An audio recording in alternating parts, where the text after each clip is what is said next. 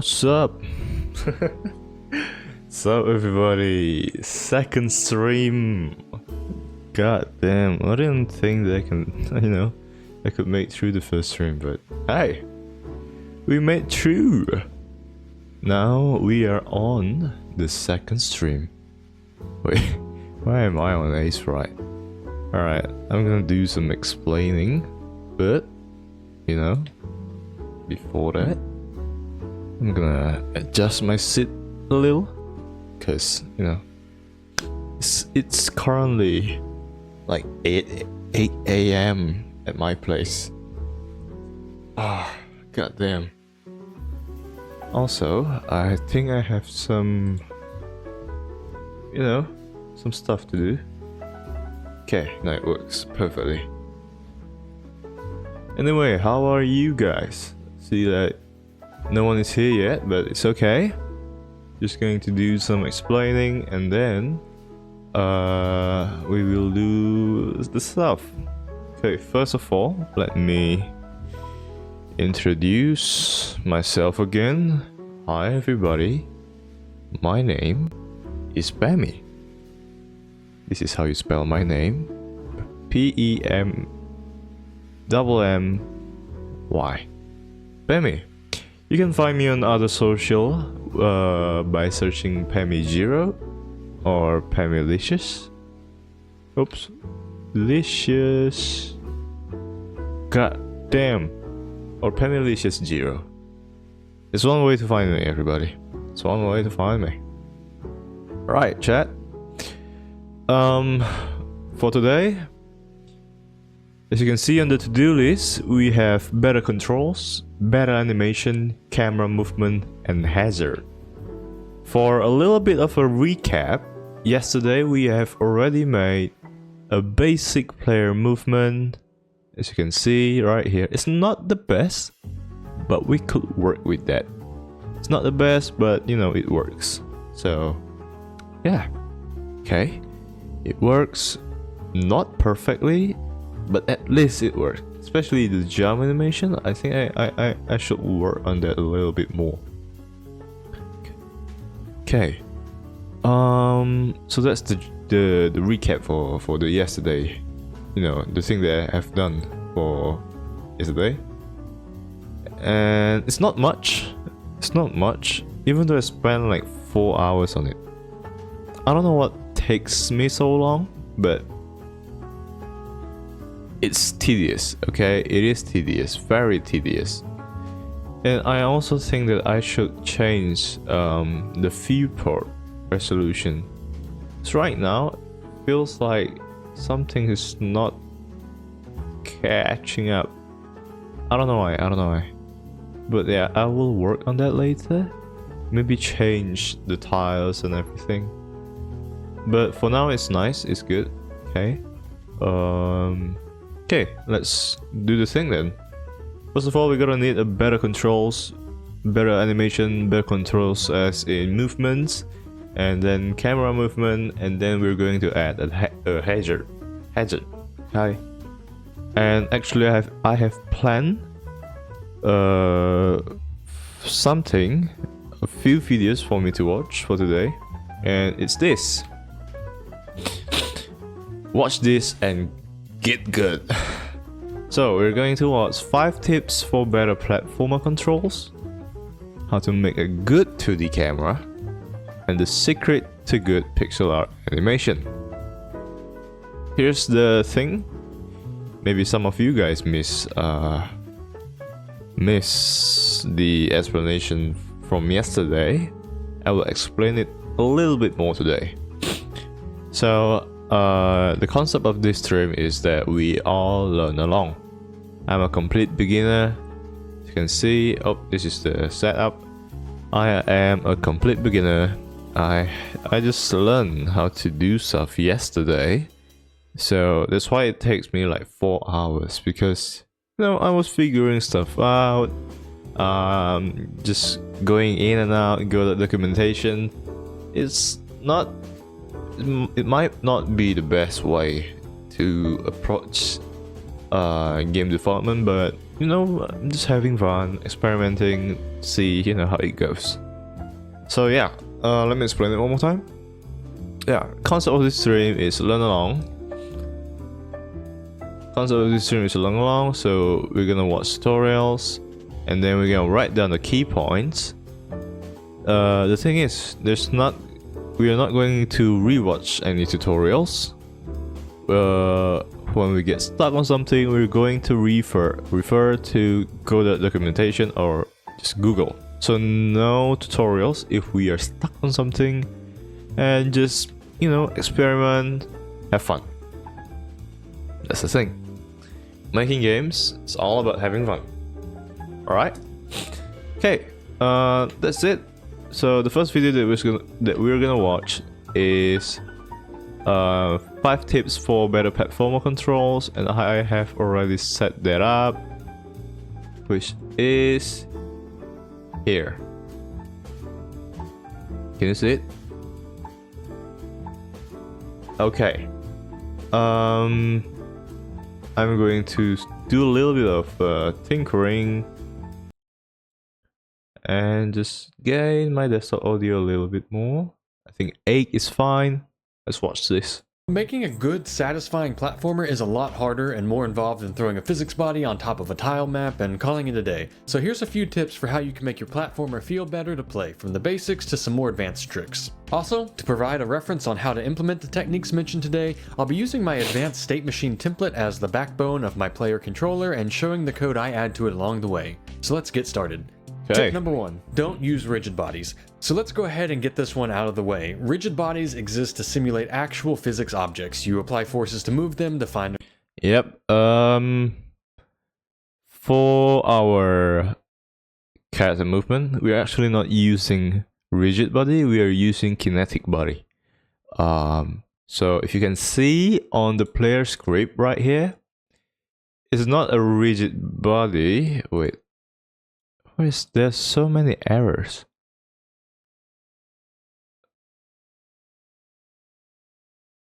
Handle jump. Oh. Wait, I'm gonna delete that. Should be fine, right? Clear. Okay, you know, some bugs. I don't know what some errors. I don't know what that is, but as long as the game works, I don't really care. Okay. As you can see, we are not using rigid body 2D. We are using kinetic body, which is a default for, you know, for the stuff. Also, I think I'm going to make a separate function for the gravity, but not now. We're going to handle the jumps later, okay? Okay, let's see. Their center of mass, add materials, defining their coefficients for friction and collisions and so on, so that you can have something that behaves according to the laws of physics. But good platforming isn't realistic, so why would you use a physics body designed for that purpose? Yep. You're better off using a simplified physics solution, which also comes with a nice performance boost, and adding in the complexity you need so that it behaves exactly how you want it to, rather than constantly fighting the physics simulation because, for example, the friction that makes horizontal movement feel good means you get stuck on walls when you jump. Been there, don't recommend it. Tip number 2, buffer jump inputs. A common issue with platforming occurs when the player is in the air inputs. Okay, I've actually never heard of that. Actually, I'm gonna note them down. I'm going to note them down on my notepad, because that's the best thing to do.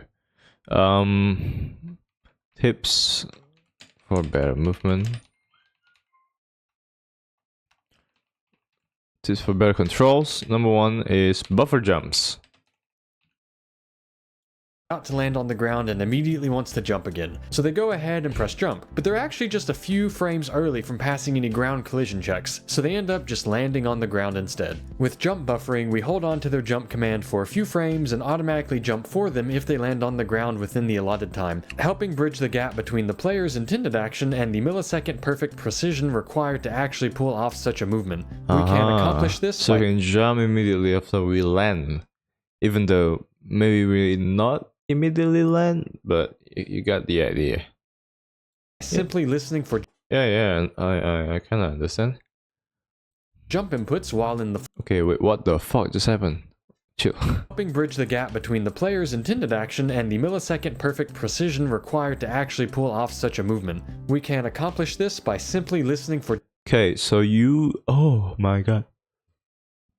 So I just add a variable. Jump buffer time. 0.1, okay, and then... jump inputs while in the And then far jump buffer time, float, make it 0. What just happened? Wait, I don't understand. fall state and start Function enter void. What does this mean? Wait, what?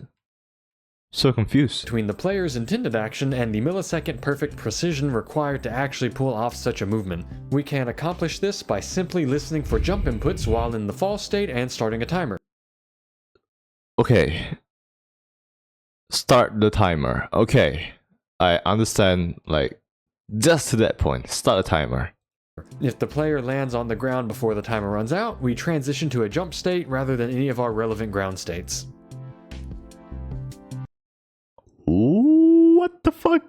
Tip number 3, add coyote time. Coyote Okay, coyote time. I know about that because I've learned it from Heartbase. Coyote time or jump.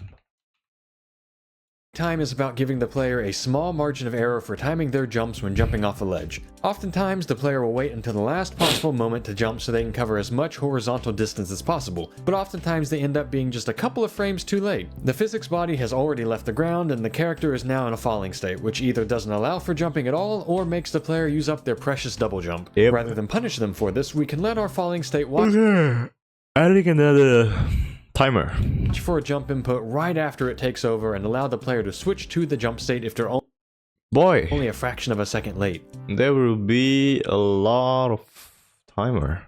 Similar to buffering jump inputs, we can do this by simply setting a timer when they enter the fall state and listening for a jump event. I As don't long as the jump understand. occurs before this timer has run out, we let the player trigger the jump state. I Otherwise, don't understand no shit. I'm just gonna refer to good documentation.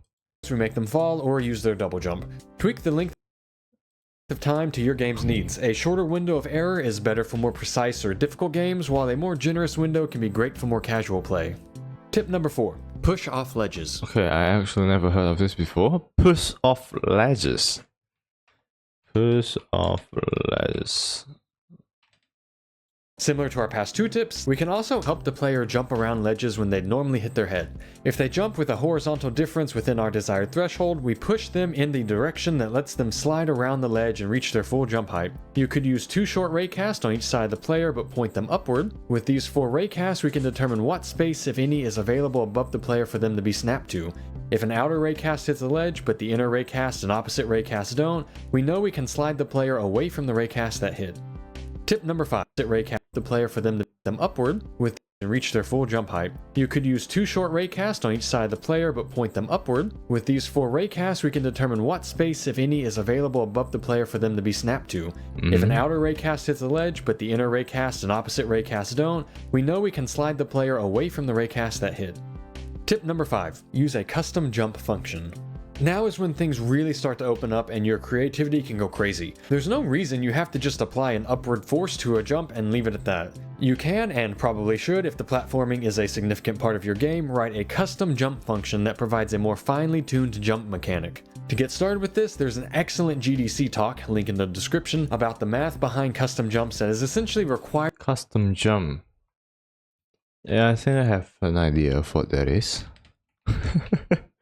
I have no idea. I have no idea. But I don't think I'm gonna save this just now. viewing if this technique interests you. It's 30 minutes of jump mathematics, but it's pretty approachable and has some nice graphs, so I recommend checking it out. But since it would be too lazy to just punt you to a different video, here's a few ideas for how you can customize your jumps. You could increase your fall gravity. Using a higher gravity when the player is falling is a great way to keep the pace of the platforming high, since the player spends less time waiting to get back on the ground after performing a maneuver, and it keeps the controls feeling snappy and less floaty. You can also go the way of Mario and have a variable height to your jump, where holding the jump button down gives you the full full height of the jump while releasing the button early lets you start falling earlier. You can also play with how you respond to the jump being released early. You could simply zero out their vertical velocity and let them start falling right away, but an alternative to this is to simply slash the player's vertical velocity by X% if they release the jump early, or applying a heavier gravity to jumps that are released early, resulting in a bit of a smoother transition from jumping to falling than just immediately dropping. And lastly, you can always break out some math to design your jumps. Given a maximum height and time to reach that height, determining the required jump equation is trivial. For a tile map based game, defining your jump, or at least the max jump height, to always be a multiple of the tile size can help you to easily design nail-bitingly close jumps with expert precision. For more information on this technique and the mathematics behind it, check out either the GDC talk or this other excellent video by Gonki. And that's it for today. Hopefully this gives you plenty of ideas about how you can make a better 2D character controller. Let me know in the comments if you have any other techniques you like to use. And funnily enough, alright. So for the better controls. Wait. I need to process my head. I just wake up and this is what I see. My head hurts. Wait, I gotta drink first.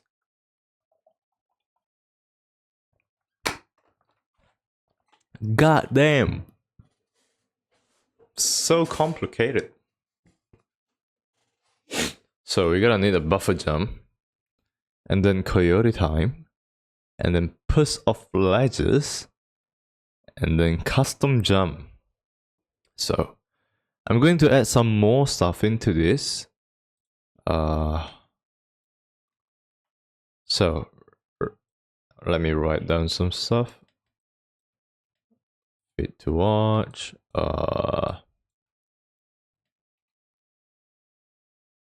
B.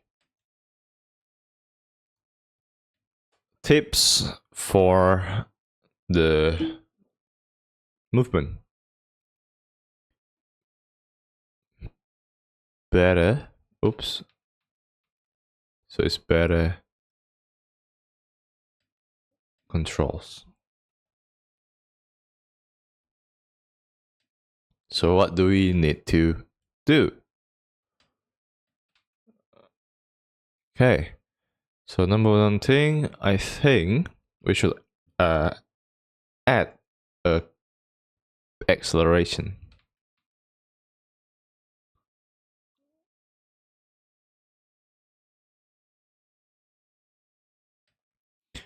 Acceleration to the player, and then we're gonna add buffer jump.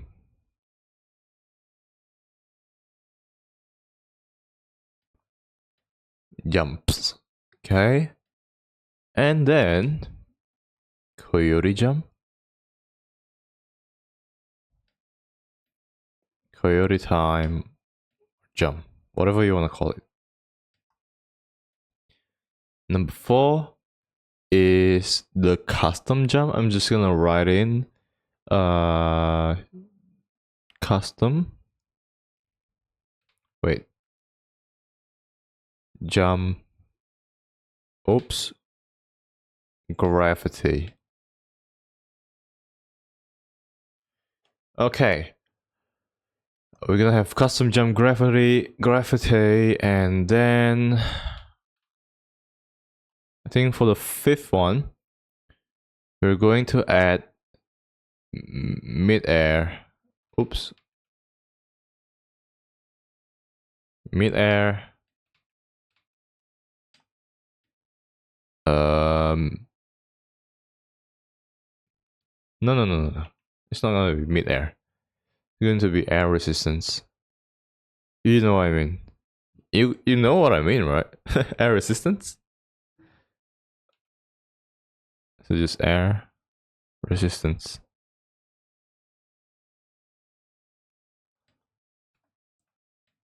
Why is my... Alright, I'm just... Okay. So for the better controls, we're going to have... Oh my god, straight line is my doom. For the better controls, we're going to have acceleration, buffer jumps, acceleration, buffer jump, coyote time jump, custom jump gravity, and then an air resistance. So for the acceleration, that means our character when it goes towards something, it's not gonna go the full speed. It's gonna go like slow verse, like 0.5, and then from this to another position, it's gonna be 1. So you start off half the speed, and then go the full length. Buffer jumps, it's gonna be the thing that they just explained before. So when we jump upwards, when our slime jumps, when it goes down, we want to jump immediately, and it can jump back again without the need to touch the floor immediately. Yeah, that's what I mean, I think. Which platform games do you like to play? Actually, I haven't been playing a lot of platformer games. Actually, well, yeah. If you have a recommendation, I could play it tomorrow. Actually, I just bought Celeste the other day, and I'm planning to play it tomorrow. Cause I plan for every Thursday I'm going to play a bunch of indie games for inspiration, of course, for inspiration. Yeah, tomorrow I'm gonna play Celeste. And then we got Coyote Jumps. So this is when we get off from the ledges. Let's say we're here, we want to jump, but we jump a little bit too late, and we jump over here. We're gonna add a timer so that our player can still jump even though they are not on the floor anymore. Cause we are nice. I would say check out 100 Pumpkins too. I feel like I've heard of that before. Let me check that out. Is that available on like itch.io? 100 Pumpkins 2? No, it's not here. Oh, I see. Steam. Oh, it's a really old game. Or is it? It's very cute though. It's only $3. Ah. It has a lot of interesting mechanics, I think. Okay, I'm gonna put that in mind. I'm gonna write that down. 100 Pumpkins 2. It's gonna be on my to play list.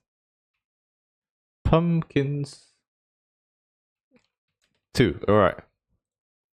Let's continue with the planning. Okay. We're gonna have another custom jump gravity, so when our slime jump up and when it goes down, it's going to be a different set of gravity.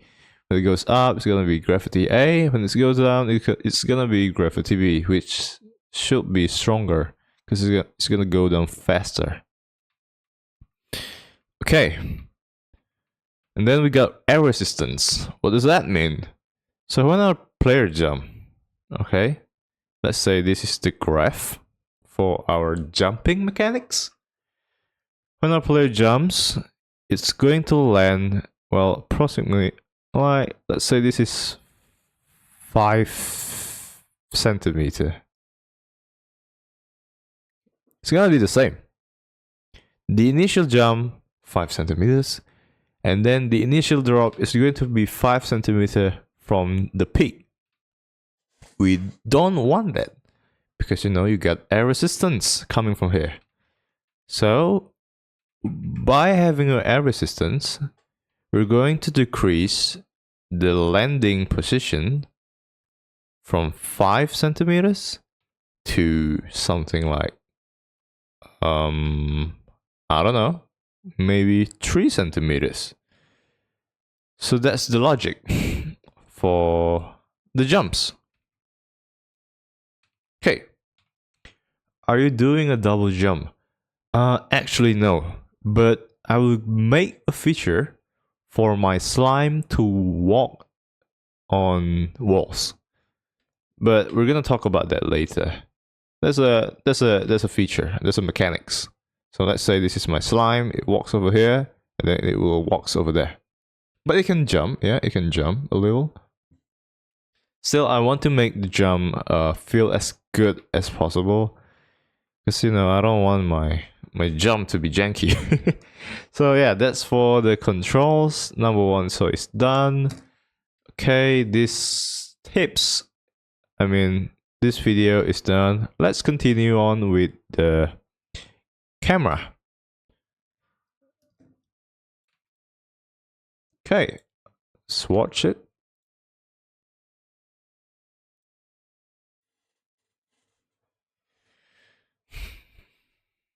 Is it lagging or is it a net? Fuck, it's a net. Wait. Why is it so laggy? Why am I lagging? Okay. Making a good, satisfying platformer is a lot harder and more involved. Yeah, I know. Okay, let's say you're making a 2D game and you need some kind of camera to frame the action. No problem. Just pin the camera to the main character, right? Wrong. Do this and you'll have a camera that's jittery, jumpy, short-sighted, and boringly static. Alright. That's the thing that I'm gonna do now. I'm gonna do it now. I'm just gonna slap in a camera to my cat's body 2D. Wait, how do I add a camera? Camera. Hey, now I have a camera. And direct center, collision shape. Let's move this a bit to the middle.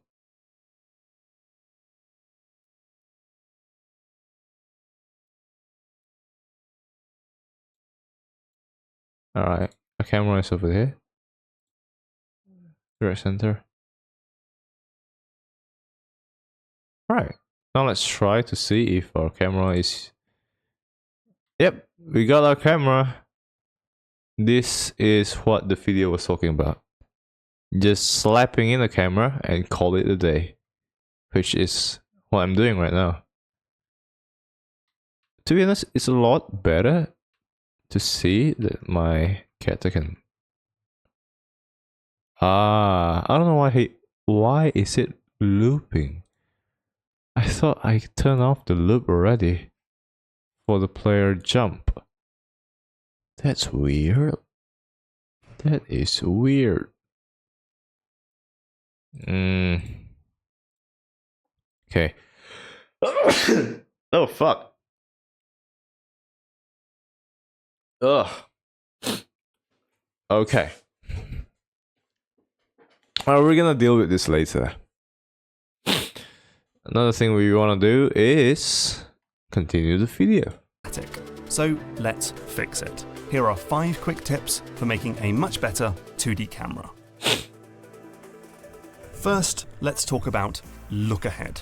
Basically, if you keep the character in the middle of the screen at all times, then you're dedicating just half of the display to the stuff that's in front of you. No surprise then why this happens so often. So it might be better to focus more attention on the stuff that's coming up and ignore the stuff behind you, and there are a few ways to do it. The simple solution is to simply zoom the camera out further. That means even if the hero is dead center on the display, you can still get a good view of what's to come. A more involved solution though is... So the zooming out method, I don't think I will do that. Because that is just lazy. That is just lazy. To shift the camera in front of the character.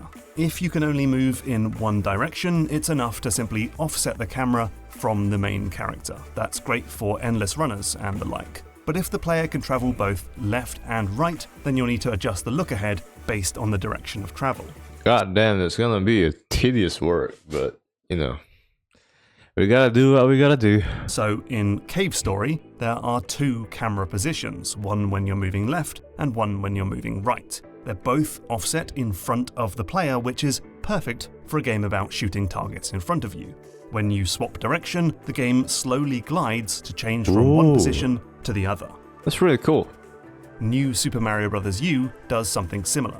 The camera is naturally biased on the right side of the screen ahead of Mario. But if you start to backtrack for a short period of time, the camera will realize, catch up, and swing further left of Mario.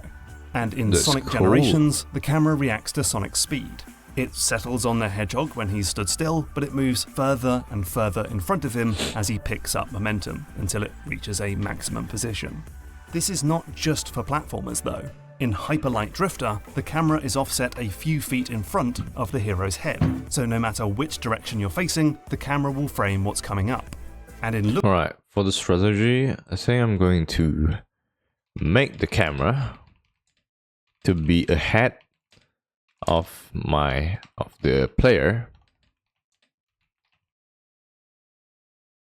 So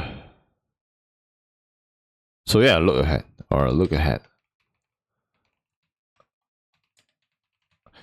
Look ahead camera. Yep, that's what I'm gonna do. Luftrausers, the camera tracks in front of the player's plane, but only when the throttle is held down. That makes it possible to do those sexy stall and swing around shots without losing sight of your prey. It's even easier to do this if the player has a method for aiming, like in Nuclear Throne. By centering the camera somewhere between the character and the cursor, you get a better look at the enemies you're shooting at. It's a very natural way of responding to the player's intention and framing what they obviously want to see. You can witness similar stuff in bullet-based roguelike Enter the Gungeon, Clone 'em Up Puzzler the Swapper, and blood-soaked Rampager Hotline Miami. Basically, ask yourself, what does the player really need to see? And then make sure the camera isn't hiding it. Next up, let's talk about cameras and jumping. Because if you pin the camera to the character, then it's going to move the screen every time you jump. And if you're making a platformer, a genre that's all about jumping, that's a lot of camera movement. Yep. This can make the player feel nauseous and make it hard to line up perfect jumps, especially if the platforms disappear beneath the camera when you lurch upwards. So there are two main ways to help with this. One is to ignore jumps until the player reaches a certain elevation. In Donkey Kong Country Tropical Freeze, the camera doesn't react to DK's leaps, ensuring that the ground stays in the same position at all times. However, when you land on a sufficiently high platform, the camera tracks up and sets a new baseline to work with.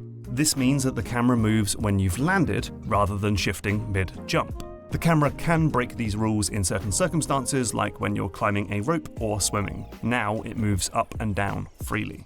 Rayman Legends is similar. The frame doesn't need to lurch up when Rayman jumps. It can just track up in certain predetermined areas where the level goes beyond the frame.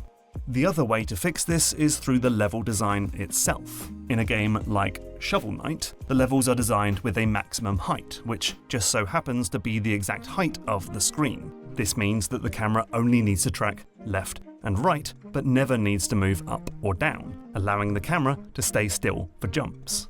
Go even further and you can keep the entire level in a single screen, which means the camera doesn't need to move at all, which is perfect for precision jumping.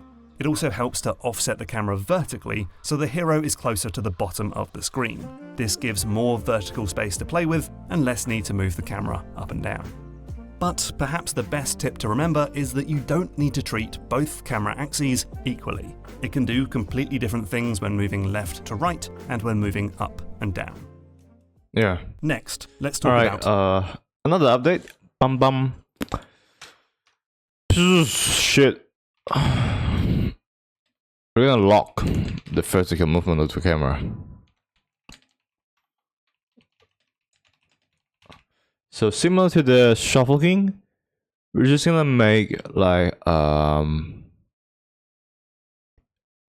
do I say this? Just gonna make a max, like a max height. So like how do I say this? The map is going to have a max height and like a border on the bottom, so that the camera can just take up all the space. So it only needs to go left and right. It doesn't need to go up and down. So yeah, locking the vertical movement of the camera. Just one thing. Let's move on to the another. If the camera perfectly tracks the character, then it's going to react to every single movement, no matter how small. And that can lead to a camera that feels erratic and jerky, especially when making precision movement. React to every single movement, no matter how small. And that can lead to a camera that feels erratic and jerky, especially when making precision movements to line up a perfect jump. One solution is to use damping. Simply have the camera ease between its current position and the character's position. This will make it follow events more smoothly and won't immediately respond to small shifts in position. Though, be aware, if the camera is slow to catch up to the player's movements, you can end up with moments where the character is actually in front of the camera, leaving even less screen real estate for looking ahead. Another solution is to impose some kind of dead zone. In Fez, there's an invisible window where the character can wander around freely without the camera moving at all. But if you push beyond that window, the camera shifts. This does mean that the character will be far beyond the center of the screen when walking, but the camera is so zoomed out in this game that it doesn't really matter. So, Okay, that's cool. So you're gonna have that zone for the camera. That zone. super responsive cameras can be good for retro-inspired titles that want to capture that choppy 8-bit feeling, but otherwise, even a tiny bit of camera damping can make things feel more smooth and polished. Now, the camera should usually be focused intently on the character, but you'll sometimes want to frame other things too, so don't be afraid to move, zoom, or halt the camera. For instance, you can use the camera to draw the player's attention to certain objects. In the game Insanely Twisted Shadow Planet, key areas like checkpoints and puzzle zones have a sphere of influence around them. If the player's spaceship enters the sphere, the camera is told to find the average position between the key area and the spaceship, framing both on screen and adeptly drawing the player's attention. The camera can also temporarily frame a scene. Disney Illusion Island typically just follows Mickey's movements, but it can also zoom out and settle on a predetermined position to completely frame a tricky platforming section or a puzzle area. When the player leaves, it goes back to normal tracking. The camera may sometimes need to follow multiple things too. In the fantasy basketball RPG Pyre, the current character is equally as important as the ball, so the camera zooms and moves in an attempt to make sure both are prominent on screen simultaneously. You may also want to move the camera for dramatic, cinematic style framing. In Inside, the camera usually just tracks ahead of the player like a normal platformer, but at key moments, like when you're being chased by a pack of rabid dogs, the camera moves for a better view of your attacker. You can also zoom the camera in and out for effect. In Gris, the camera sometimes tightly frames the hero and sometimes draws right out to reveal the grand scale of a building. And you can also restrict the camera from looking at certain things. Spelunky levels are surrounded by an impenetrable rocky picture frame, and the camera is forbidden from going too far into this zone. By locking off this section, it means more of the frame can be focused on stuff that's actually relevant to the gameplay. To be honest, I have no idea what is he talking about. God damn, there's a lot of information to take in. Shit, my brain hurts. Alright. Ugh, boy. Finally, the camera can also be used to add juice, to make the game feel more What? exciting and alive. For starters, there's screen shake, the ancient art of simply wobbling the camera around. This can be an effective way to sell an explosion, an impact, a frantic struggle, or a heavy-footed boss monster. You can tweak the intensity and also the direction. In Celeste, the camera wobbles in the same direction as Madeline's dash to really sell the speed and power of her special move. There's also Hit Stop. This is about adding a small freeze frame to the game, which can subconsciously increase the impact of an action. Check out Katana Zero.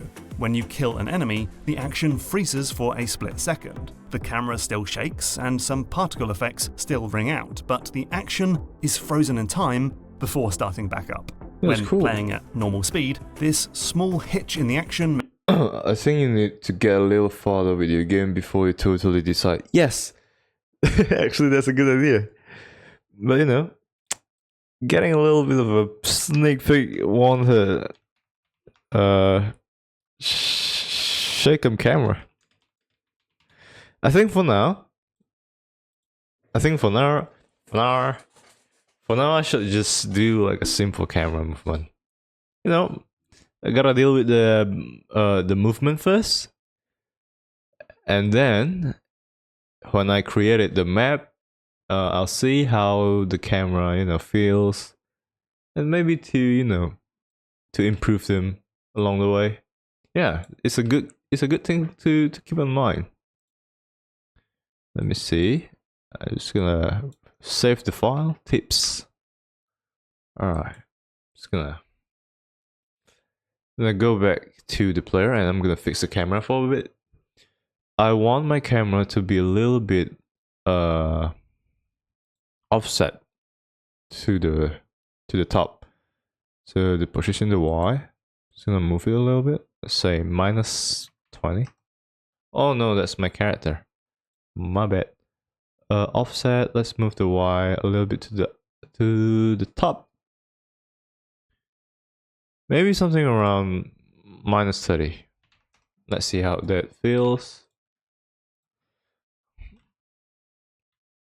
We can do a little bit higher. -40, I guess. We're just guessing along the way. And I'm pretty sure there's something like the smoothing, but I don't know where that is. Oh, position smoothing. On. Oh, okay. I turn on the smoothing. Ah, now it's pretty nice. It's pretty smooth. Yeah, I kind of like this. Yeah, it's not bad. Maybe we should lock the horizontal position. How do we lock the horizontal position? Limit. Oh my boy. You know what? Ignore that. We're not gonna lock the position. We're just gonna leave that. I think for now it works pretty well. Not gonna lie. So for the camera movement, we're done with that. Now it's just better controls and better animation. Okay. Now for the controls, it's gonna be a little bit tricky because there's a lot of stuff that I still don't understand. I mean, I do understand the concept behind it, but I just don't know how to do it. So we got acceleration. How the fuck do you do that? If I'm not mistaken, in one of the Heartbeats video, I'm just gonna pull it up.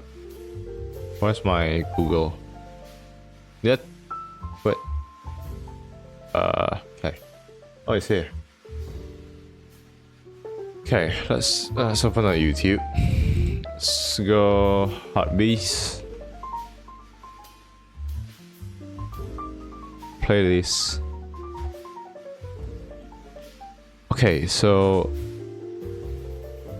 you can see that there is a handle acceleration function, and there's also delta,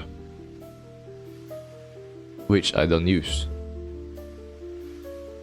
I think it will be a very good thing to keep in mind. Like, we're gonna need the acceleration. I'm going to refer to the Godot documentation first. I'm gonna refer to Godot documentation. If I'm still stuck, I'm gonna go to Heartbeats and see how he do stuff. It's a good thing to keep in mind. Alright. Just gonna ignore this for a second. And let's start the Googling. This is gonna be hard. Because, I used to learn stuff like this. Not for game development, but for other stuff.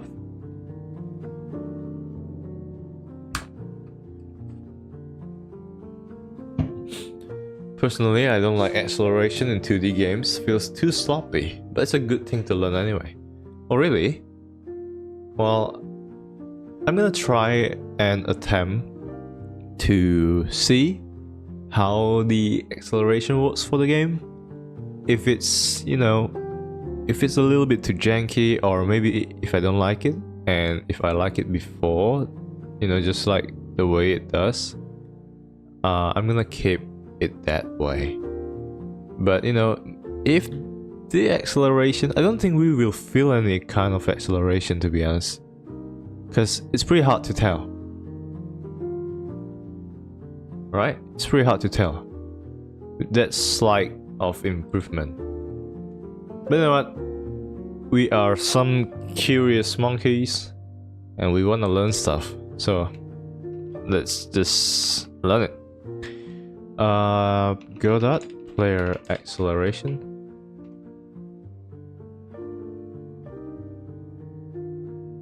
Okay, let's see. Are you doing a run or a dash or anything?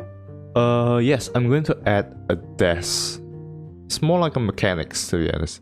It's not, so my slime right here, it is just going to have a basic movement, like just walking, jumping, nothing special. You do remember that my slime have the ability to consume other creatures.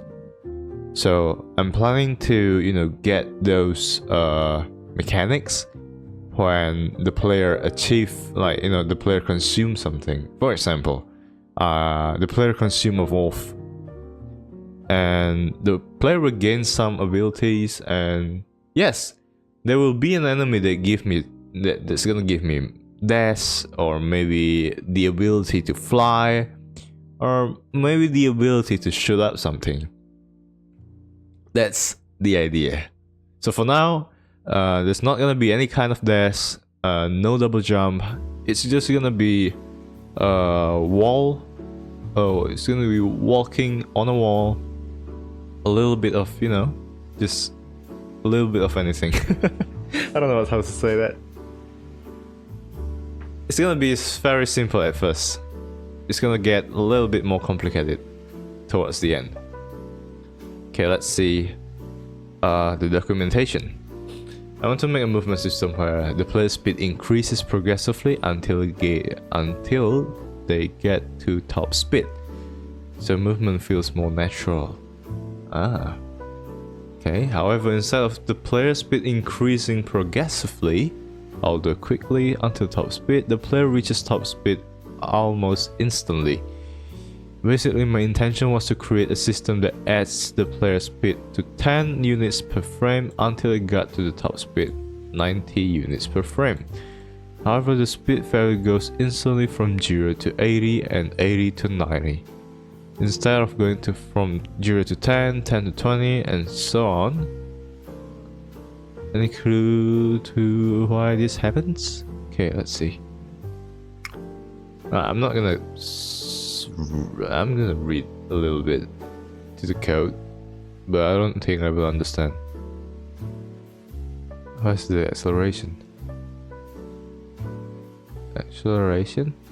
Oh, here. Motion X plus equal top speed. Okay, so it's gonna continually, gradually adding the top speed with the motion. If input right one, motion X top speed, blah blah blah. If direction, I don't understand. Using frame rate to control this is a mistake. A game, he's using a frame rate. Oh yeah, I didn't read that. Okay, cause you know, a game runs at like, I don't know, 60 FPS or 30 FPS if your character accelerate at, you know, 10 FPS, it's gonna go super fast. You can know something, you need to incorporate the delta.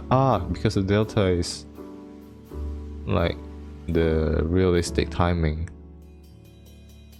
instead of using the computer frame rate. We're using like time. Okay, makes sense. So that's one thing.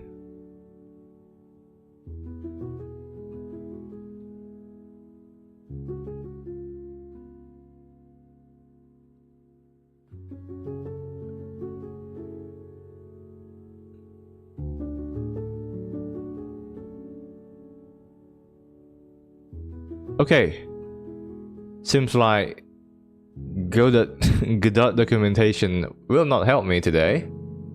We're just going to refer to hobbies. I'm so sorry.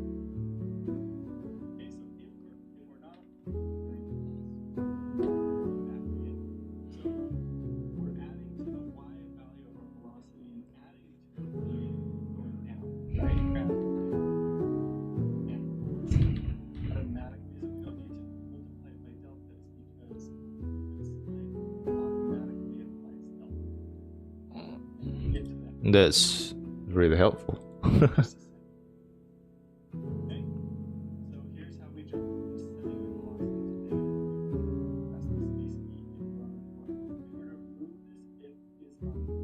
Yeah, we're gonna jump indefinitely.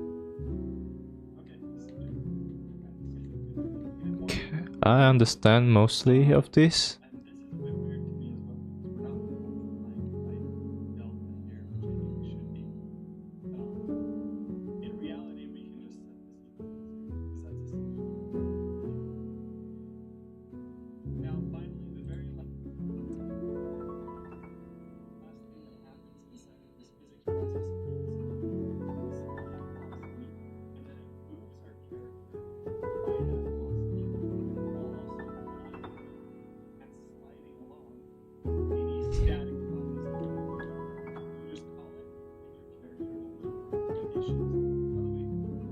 Alright, that's pretty straightforward.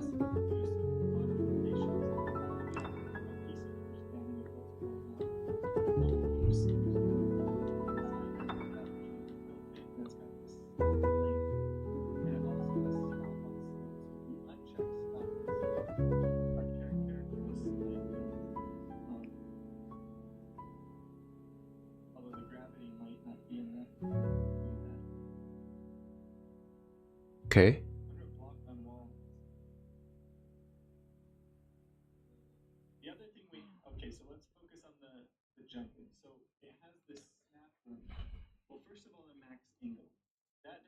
What kind of an angle you can actually go up.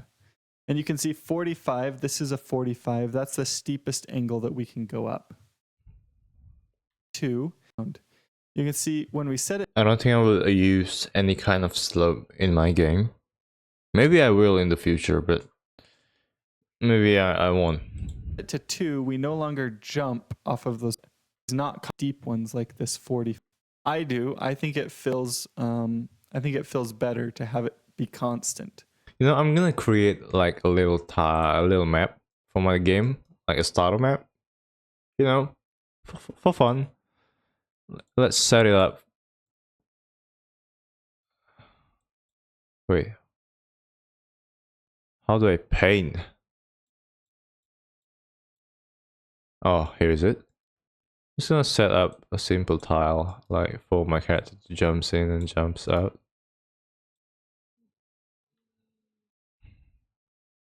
My god, you walk so slowly. Okay.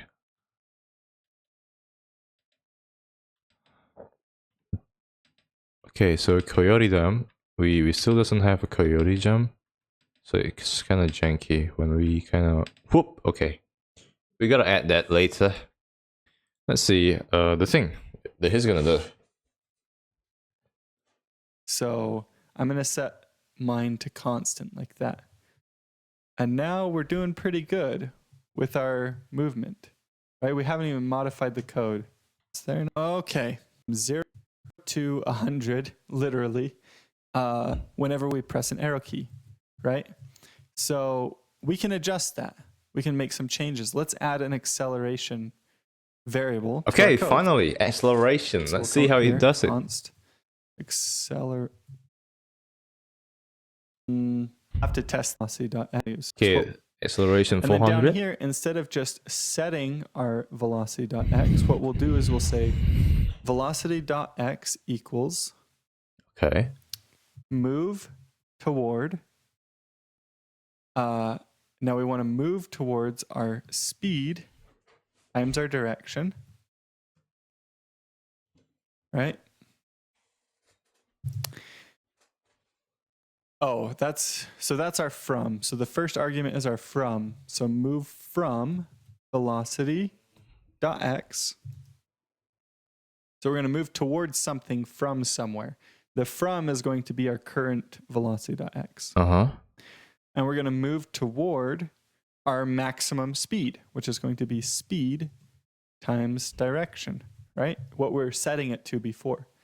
But now we need to give it an amount that we move towards that value. And we're going to do acceleration times delta.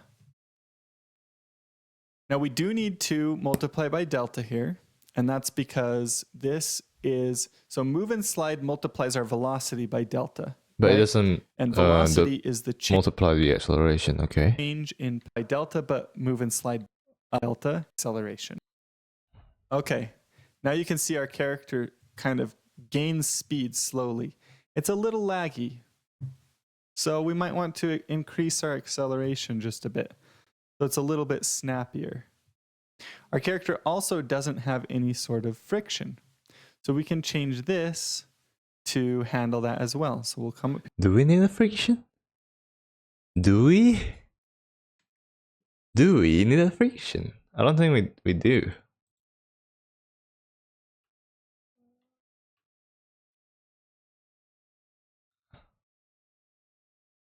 I also think, you know what? It's okay. We're just gonna try things out and see how it works. If it's not good, we can always remove the feature. So that's the idea. So we don't need this. We're not gonna need this. So let's make that into 0. And let's get this. Move towards from from velocity x.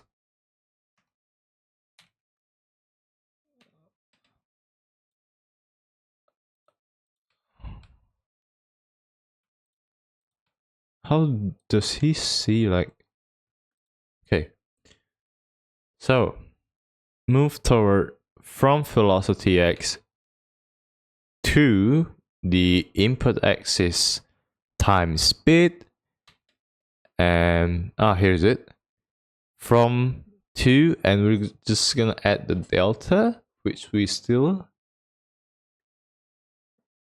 didn't have one. Just gonna name this acceleration. I'm gonna make it 400 for now. Let's put it in, and then we're gonna time delta. Okay, now that we have our times delta, that means our character already have acceleration. Let's see what it does. Nothing much. Nothing much. That's kind of weird. Let's make it like significantly smaller so we can see the effect. That's too small. Alright, let's make it to 200. See. Yeah. Hey, it has like a little speed bump. Shoop, shoop, and then it goes to a constant speed whenever we want to move like to the right. Yeah, it got that a little kick to it. So that's for the acceleration, which is done by now. We can checklist that, and now we need a buffer jump. So what is a buffer jump? A buffer jump is when our character jumps. Wait, where's my Godot? Alright, let's try playing it. So when our character jumps, it can jump immediately. It can now. Is that even a problem?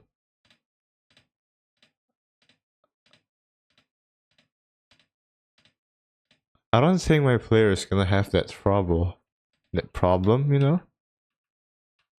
But it's a good thing to have. It's a good thing to have. Yeah. Wait, I'm gonna do something about this.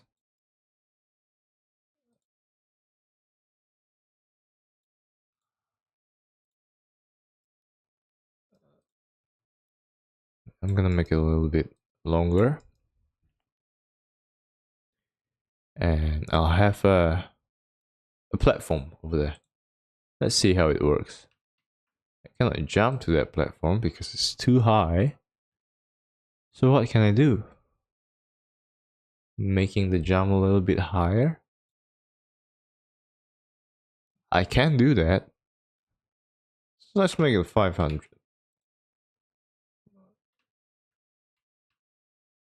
Feels like nothing changed. Let's make it to 1000. Nothing changed. What the hell? Oh no, now it changed. Okay. God damn. Oh yeah, I gotta enter. Oh, that's a high. That's a high jump right there. Why does it loop the animation? I don't want that. Oops. Right.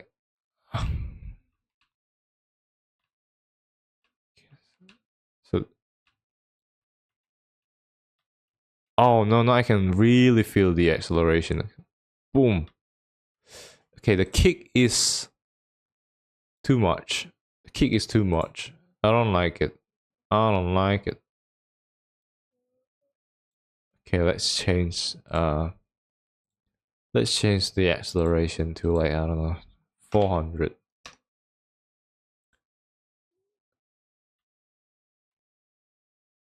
Okay, now it's better, but it's there. It's just very subtle. But it's better.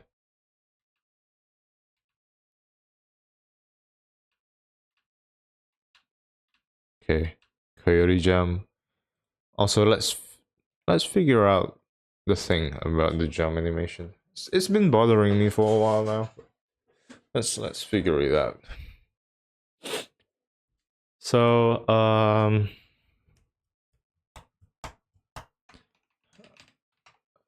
Godot jumping animation.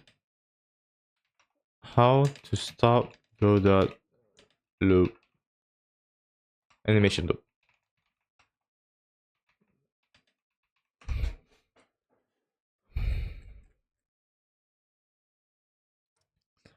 How?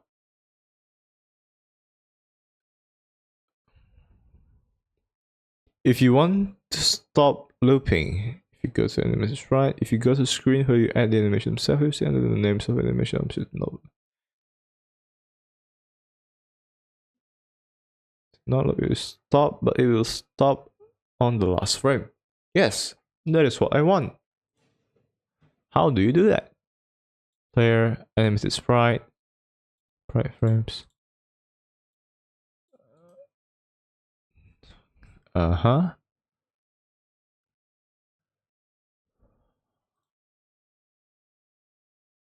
It will stop on the last frame.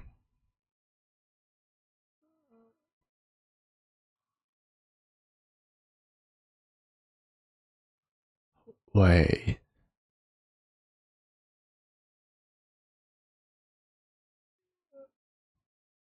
And wait, disable.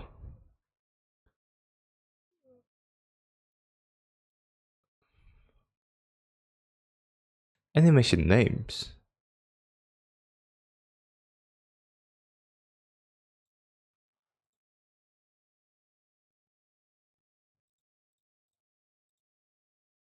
Oh my god, my brain hurts. Okay, now that I've turned off this stuff, let's see. It's still looping. Like, annoyingly.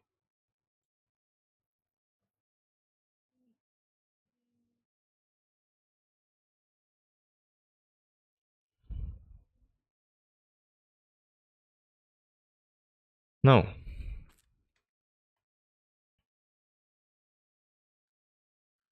Go into your animated sprite.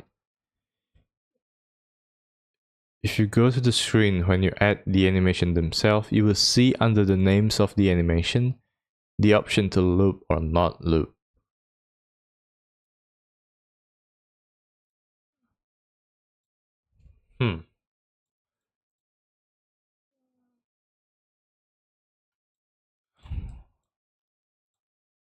You know what? Let's do it.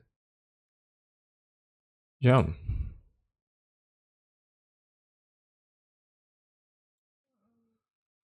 Oh fuck. 0. This is gonna be 5. And this is gonna be 0. Size is gonna be 32 by 32. 1.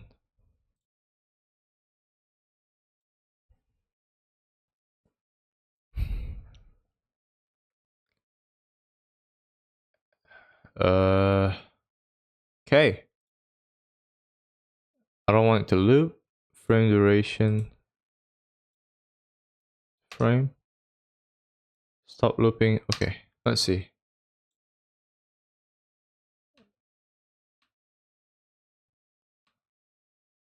No, I don't want that. Fuck, it's annoying. It's really annoying.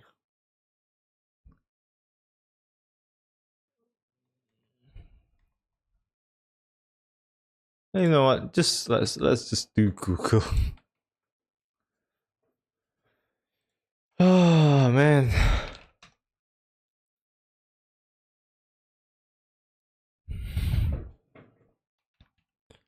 How to stop animation loop in Godot.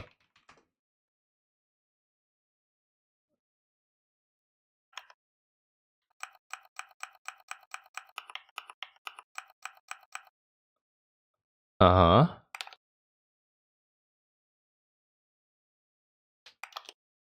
Animated right. Okay. Turn off the loop.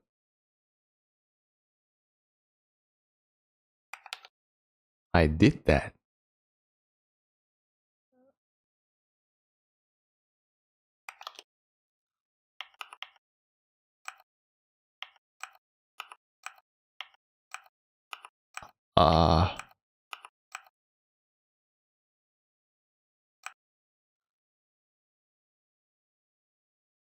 Oh, I think I know why now. I think I know why it loops so much. It is because in my code, let me turn that off first. In my code, the condition is it's not on floor. So whenever I just jump, it's gonna play again and again and again and again. So how do I make the animation play once? That is the question.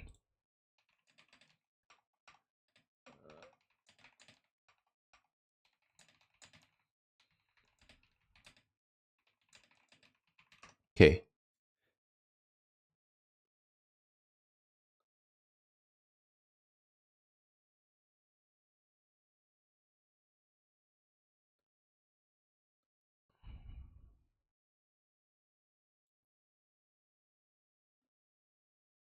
Wow. Wait. Okay. Only trigger if it's not already playing.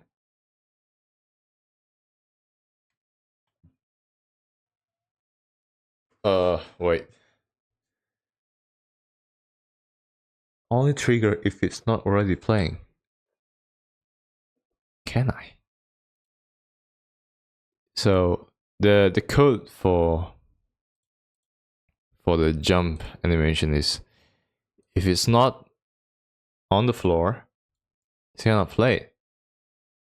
But I only want to play it once, and I don't know how to do that. I've turned off the loop over here, but it still loops very weirdly. And I think I wanted to delete this frame. Yeah. Okay. Now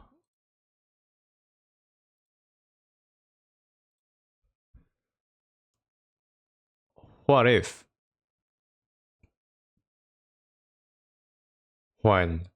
if my character, which in this place is if velocity dot y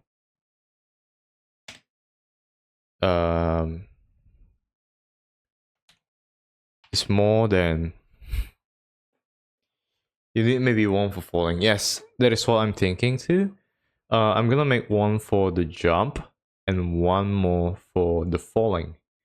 If velocity y is more than 0, play jump up. Okay. So the jump up. Wait, can I call it? It's called if it's callable. But why? This should be totally doable. Maybe I should make a variable just for animation. Up and down. Velocity dot y. Yep, it works.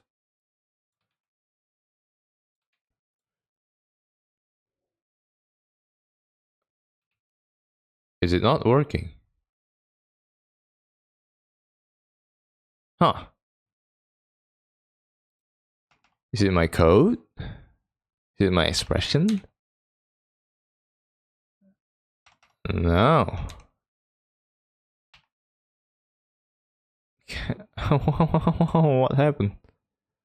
ChatGPT, help me. Stay like that.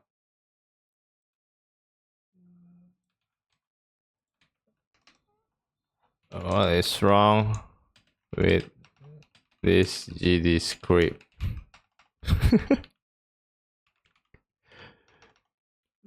Code. Here's a breakdown of what's incorrect. Syntax. Oh. Oh.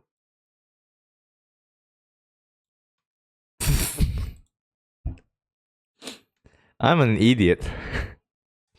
I'm an idiot. No.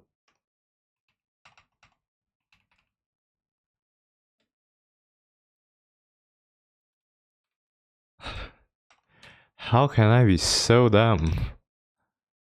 Mamma mia. Jump down. All right. Let's do the animation now. I hope this works though.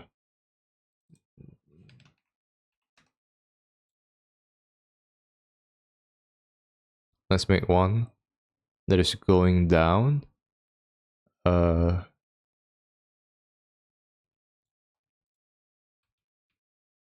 Oops. Nope. Nope. Nope. Nope. Nope. I don't want to do that. Add new. Oh, here's it. Down. Jump down.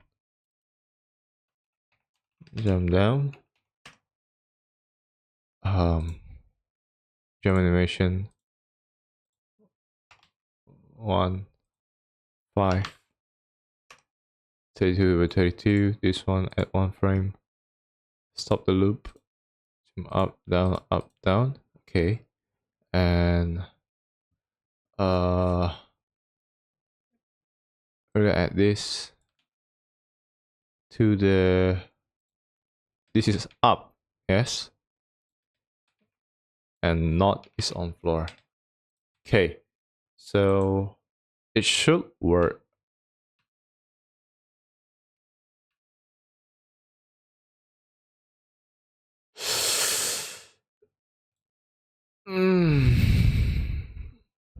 Shit.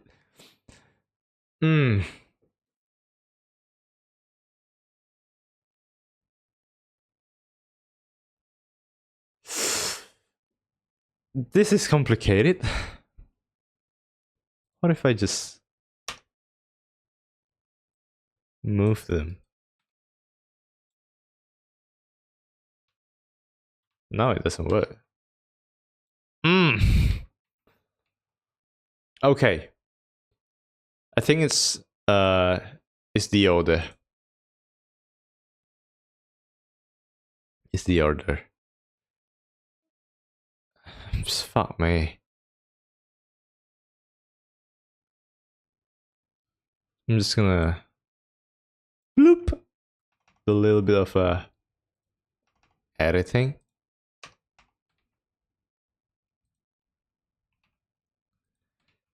It should work now.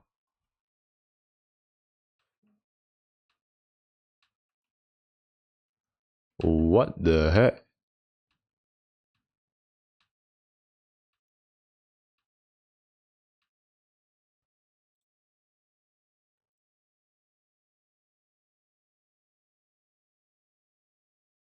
Huh?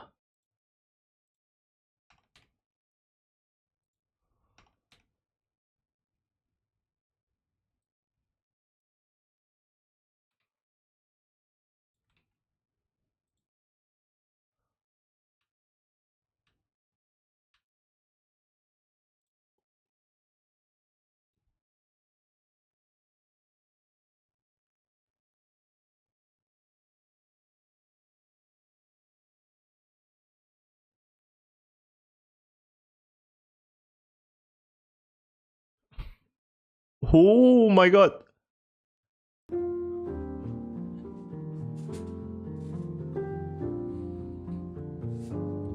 Shit. Fuck me. I swear to god. Okay, the down motion is correct. Now it is just a weird jumble of everything. So if up and down is more than 0, it's gonna play jump down, which is correct.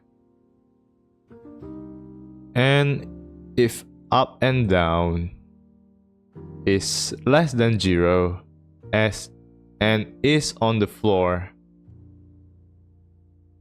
is it the position? Oh my god.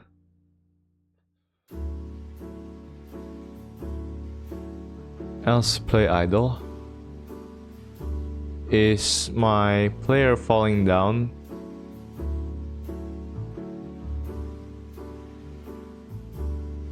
Oh, and it's not on the floor.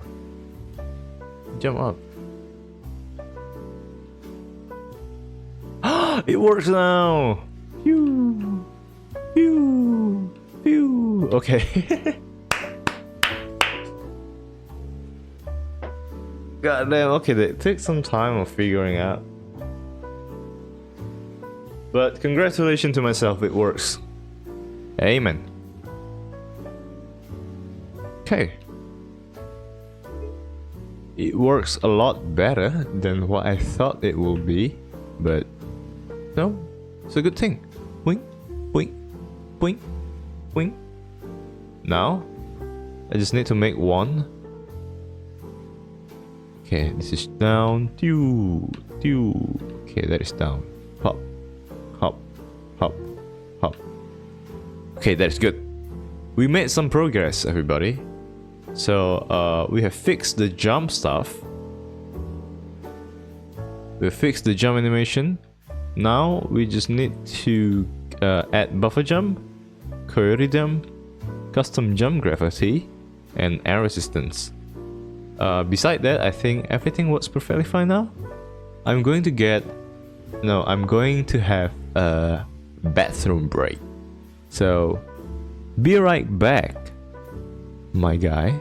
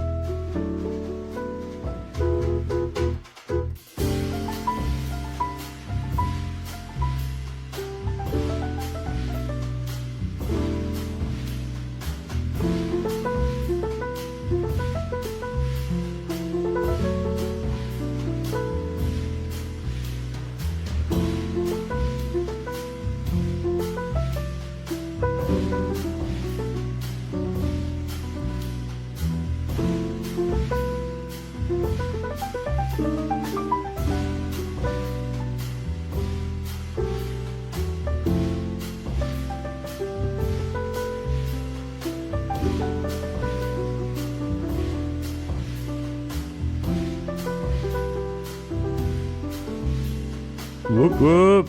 I am back! God damn. Shit.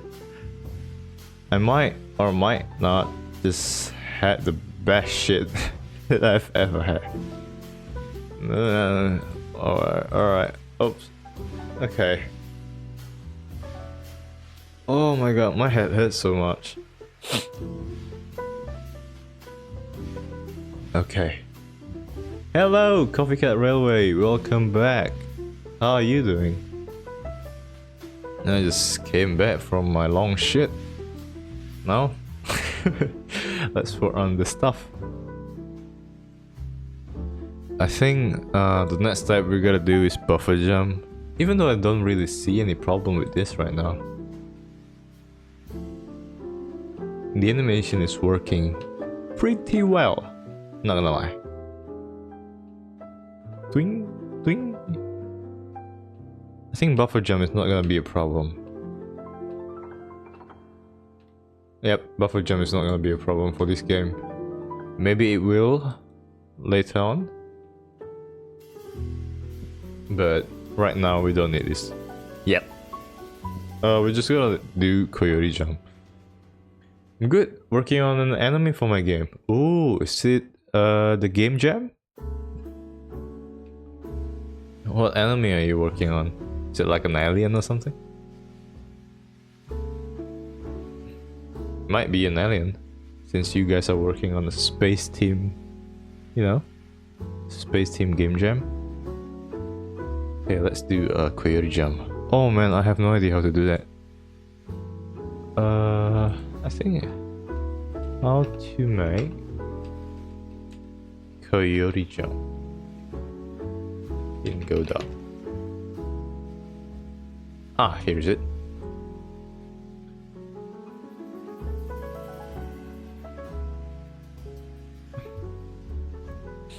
Yeah, nice.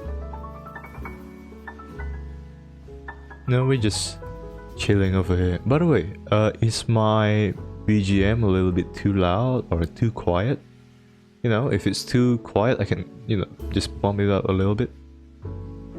I can increase the volume if you wanted to. Now we're just chilling over here, having fun.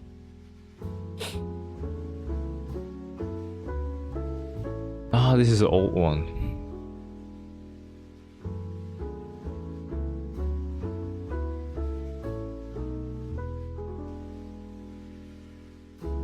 This is May 2020. Is about right? Okay. Ah, here's it. 26th January. My coyote jump isn't working. I've tried this for a bit and it's not working, blah blah blah.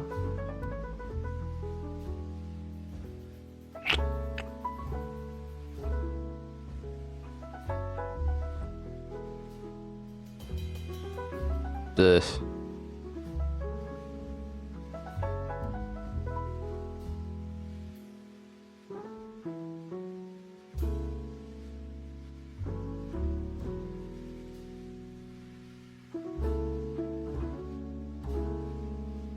No, I don't think looking at the forums will help. I'm just gonna follow along Heartbeat's video. Good afternoon, Benjamin, and welcome to another Godot Heart Platformer tutorial video. This video was made possible by the people who support and hang there for just a little bit before they fell. And this is a useful mechanic inside platform games because it's quite common for a player to move. We might need a little bit extra snap up that slope. It's quite common for a player to attempt to jump right at the edge of a ledge and mistime their jump just by a bit, Mhm. where they actually run off the ledge first. And it feels like the game is actually ignoring their inputs. It feels pretty bad for the player. So we're going to come into our player, and we're going to add a timer node. Oh, I just realized something about my player is that, oh no, is that we don't have to assign the animated sprite to the collision shape. So that's one mistake that I've been doing wrong. But for everything else, it seems to be working fairly well. We have our camera too right here. Let's do a little bit of a test run. Whoa, what happened? Attempt to call play in all. Wait, did I do something wrong?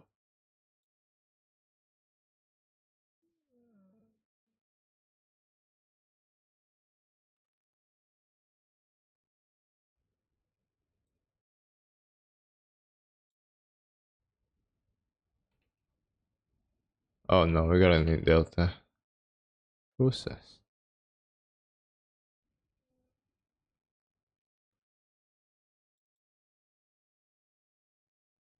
Process. Oh, here. Yeah. It's still unused at this point. But this time. Okay, why can I not play my game? It works perfectly fine previously. Update animation. Is my animation not here? Jump down, jump up, it's here. Oh! Ah! Fuck, I hate when it happens. I hate when this happens. See, done. Are you happy? Now it works. So I think it's better if I just access as unique name. So if I just delete this, I'm just gonna drag this here. Yeah. Now it's a unique name. So whenever we're gonna put this animated sprite to this, it's still accessible. So that's good. That's good. A little bit of a test run. Okay, we're gonna test our coyote jump here.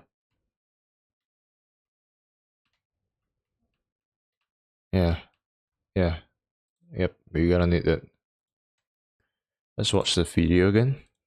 To the player. This timer node is going to give us the grace period for this. So we're going to turn on one shot on this timer, and we're going to set the wait time to 0.02. That's a pretty...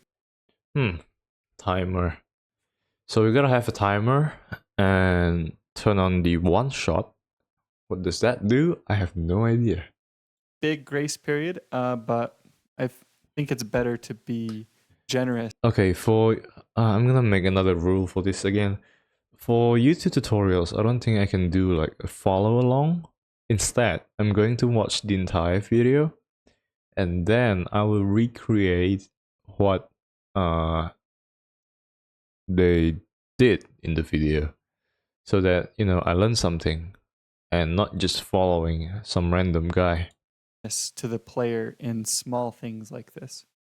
Now we're going to name this timer Coyote Jump Timer, and we'll save Create a jump timer, okay?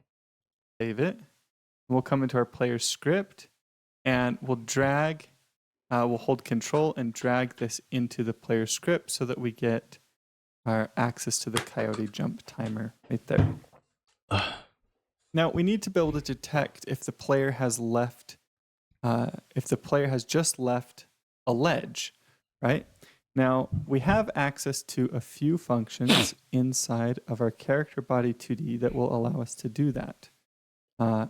These functions are going to be, well, mainly it's just the isOnFloor function.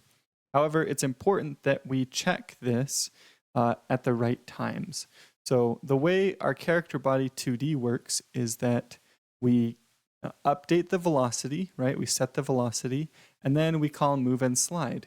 And the character body 2D will use our velocity to attempt to move the character. And if it runs into any walls or anything, it will slide along those walls. However, this is where the character gets moved, meaning this is the point in our code where the position of the character changes. And that's important and useful. And I'll show you why. Let's create a variable right here. We're going to call this variable was on floor, and we'll set this equal to is on floor. Now, why are we calling it was Oh, that's confusing. on floor? Well, we're checking to see if our character is on the floor before we actually move the character, right? Now, down here, we can check to see if the character is still on the floor, right?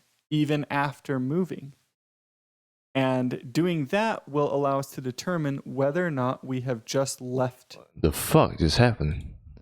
Now, well, we're checking to see if our character is on the floor before we actually move the character, right? Now, down here, we can check to see if the character is still on the floor, right? Even after moving. And doing that will allow us to determine whether or not we have just left the floor, whether or not our character has just left the ground. So we're going to create a variable called just left ledge. This is totally not complicated at all. My brain just, oh my god. I don't think my brain can keep up with this. Okay, so a little bit of a recap. We made a variable above the move and slide function, which is was on floor, and was on floor equal to the function is on floor. So it's gonna check if our player is still in the floor or not. And after the move and slide function, we're going to make another new variable that is called just left ledge. Okay, we're gonna see how it works. Okay. And this is going to be equal to was on floor. So if we were on the floor before and not is on, whoops, we need a space, not is on floor. So if we were on the floor before moving, and now after moving we're no longer on the floor, then we just left the ledge. Oh. Oh. Okay, so let me get this straight. Before the move and slide function, we make a variable was on floor, which store is on floor. Okay, this information, the information that our character is grounded is stored on was on floor. And after the move and slide function, we're gonna make another new variable named just left ledge, and it is equal to was on floor. So the value that we store was on floor is the function of is on floor. Okay, so okay, I understand, kinda. We're getting the value before the move and slide, and it's no longer on the floor. So to make just left ledge true, we need to be, you know, was on floor and currently not is on the floor. If that makes any sense. I mean, it kind of makes sense, but on the same time, it doesn't for me. Maybe I'm just too dumb. Okay, and we can say if just left ledge Equal true. Okay, this is true. coyote jump timer dot start. Okay, This will start we will start the timer if the just left ledge is true. our timer, right? Now, there is one problem with this, which is that if we jump, then we'll be on the floor in this frame, and then on the next frame, we won't be on the floor. But that's not leaving the ledge, that's actually jumping, right? And we don't want a grace period where they can jump again after jumping. That would allow them to jump slightly higher than they should. So we need to add one of them to jump slightly higher than they should. Wait, what's the That- problem? Right, and we don't want a grace period where they can jump again after jumping. Ah, That would allow them to jump slightly higher than they should. So we need to add one more check here to our just left ledge, which is and velocity dot y is greater than or equal to 0. If our velocity dot y is greater than or equal to 0, that means our character is going down. greater than equal to 0. So it's going down. Let's see that on my code. It's greater and equal to 0. Yes. And it's gonna jump down. Okay. I got it. And that way we know That they our were character is on going the down. floor in the previous frame, or before moving. After moving, they're no longer on the floor, and they're either going down or they're not moving vertically at all, which means they just left the ledge. Right? If the velocity dot y was negative, that would mean they were going up, which means they just jumped. So this negative allows is us up, to detect positive is down. whether or not our character has just left the ledge, and then appropriately set our coyote jump timer. Now all we need to do is use this timer when we're checking to see if our character can jump. So we'll come into our handle jump function right here, and we can check right here, see where we're if input.isAction pressed UI up. Right here, we can also check to see. Actually, we need this to be up here. If is on floor.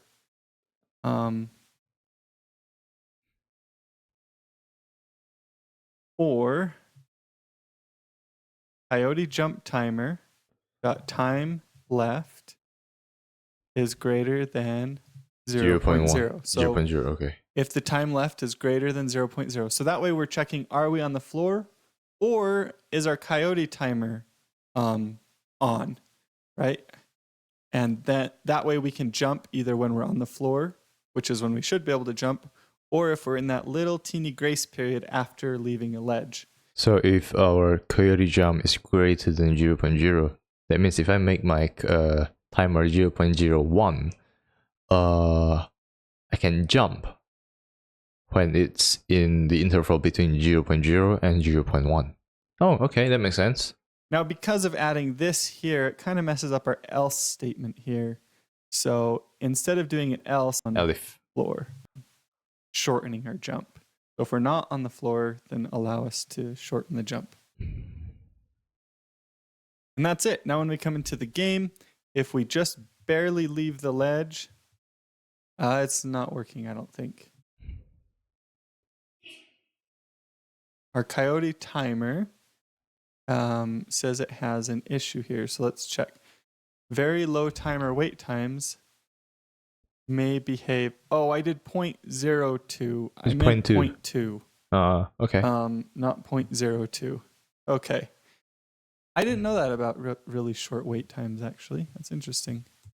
There we go. Now we're talking. And yeah, 0.2 is Okay. Makes sense. Alright. I think I got the main idea of how things work now. Let's get back to it. So we're gonna add a coyote jump. So this one.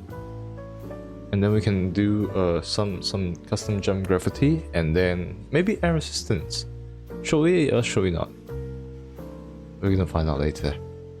We're gonna see if our character here needs an air resistance or not. But I think for now this is working pretty fine and pretty well. We just need some coyote jump because it can get a little, you know, annoying, right? Let's add a timer. We're gonna name this coyote.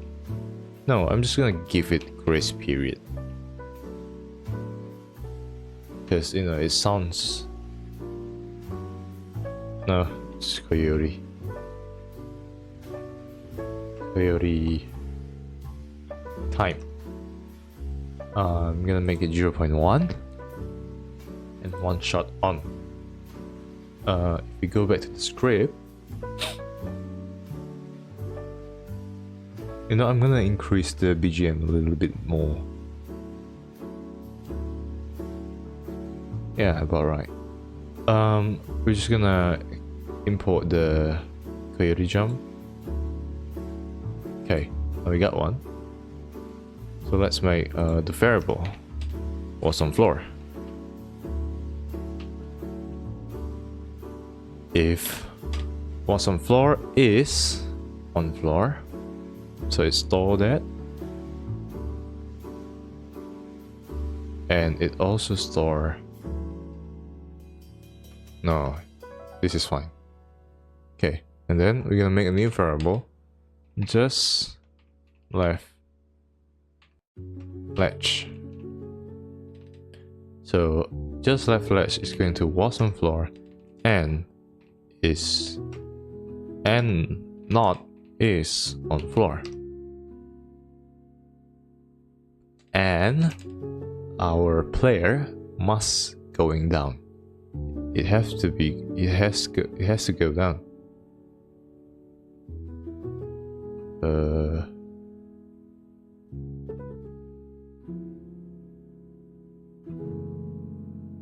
Because we already have the variable for velocity, it's going to delete this and put it up there. Right over here, I think. Up and down. Up and down is greater than 0. Okay, and that's about right. And let's do an if statement.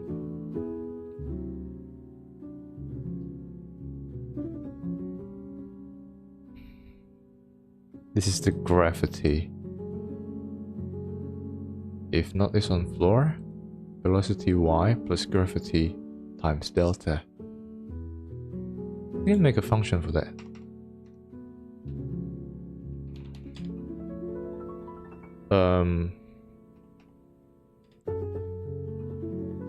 Gravity. Handle gravity.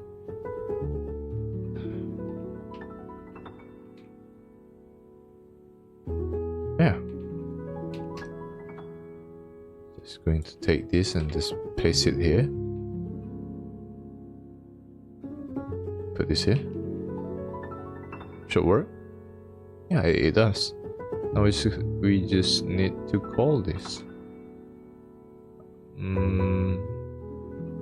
Thing over here. I think before we go any further, let's try it out first. Alright, some stuff are not working accordingly because the jump down. You know what? Instead of using the variable, this variable is just gonna be exclusive for this. It's gonna be velocity y. Yeah, why not? The gravity and all that works. Oh my god, my back hurts a lot. Today might be a very long stream. It might be a long stream, but I've already finished the camera movement. And I think for the better controls. You know, it's pretty nice right now. It just needs some improvements later.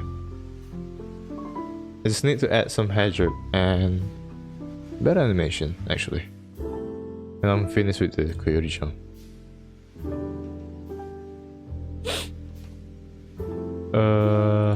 Okay. And then we're gonna make an if statement. If just left latch equal true, which is we can use just, you know, we don't have to state that it's true. If just left latch coyote timer dot start. Now we go back to our jump. Okay, if input is action, just press jump. S is on, N is on floor, and coyote time is more or equal than 0.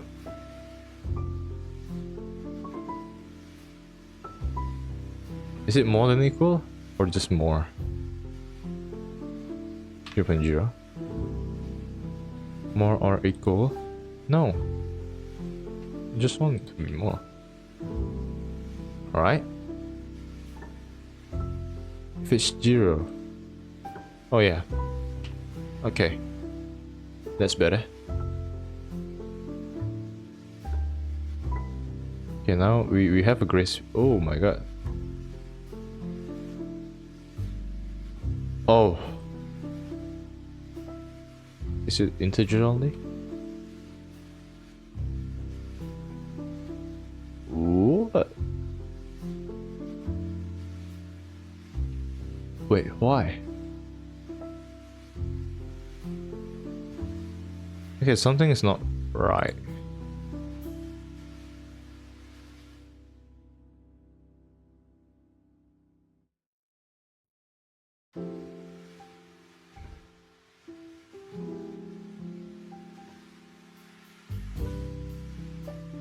Something is not right. If this worked, why does...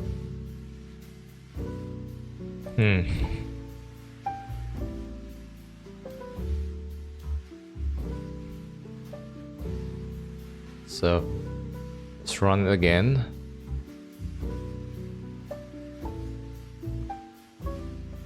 What are these? Just clear it out.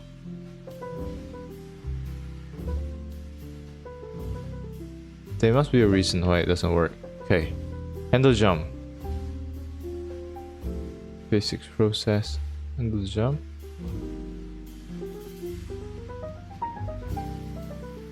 Okay, let's see the error. No, it's not this. Invalid operands object and float in the operator. What does that even mean? Should be working fine.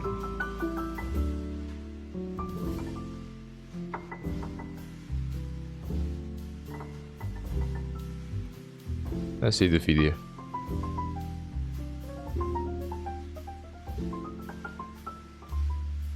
Oh, time left. Time left. Oh. I don't know about that. Okay, let's start it again. Yeah, it works now.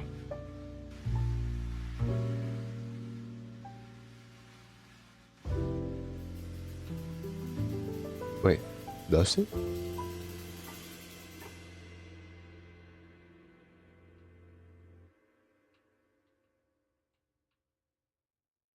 It doesn't work.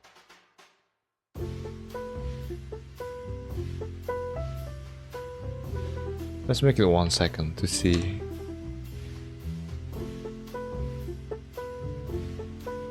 Doesn't work.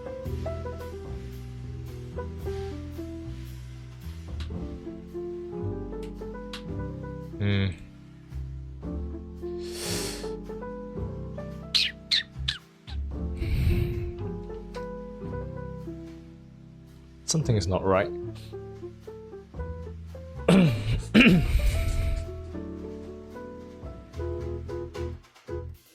Should be working perfectly. So what's the problem? Oh. Or.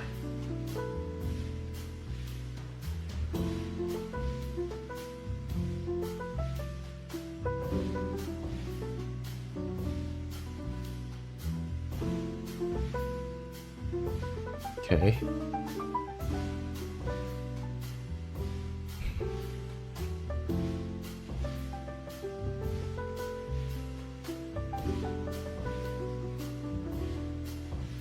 I think this would work.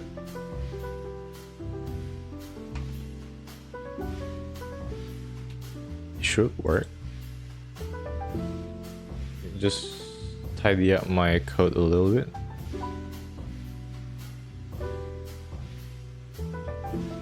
Should work perfectly now. Yeah, it does.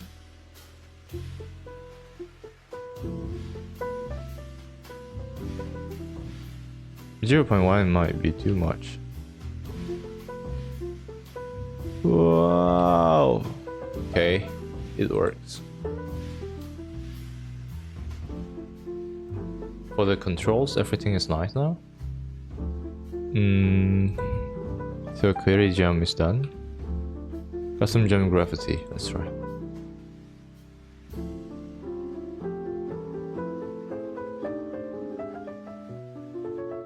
I just realized that my characters now can do an infinite jump.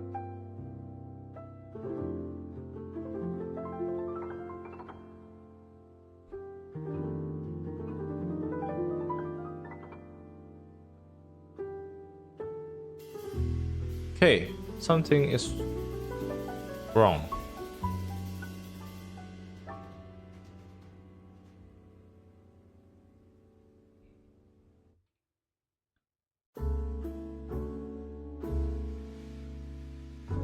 Is it the coyote jump or? I don't think it is. Let me try. It is. So the problem is the timer might be going on and on, which is not what I want.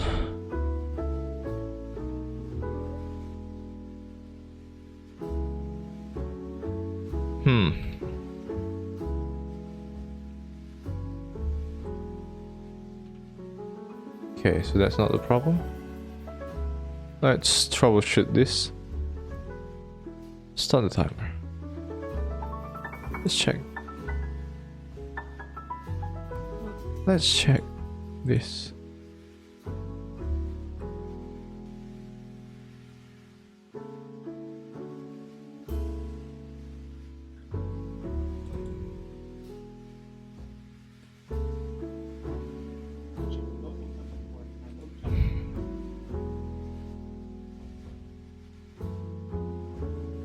Some floor, bar.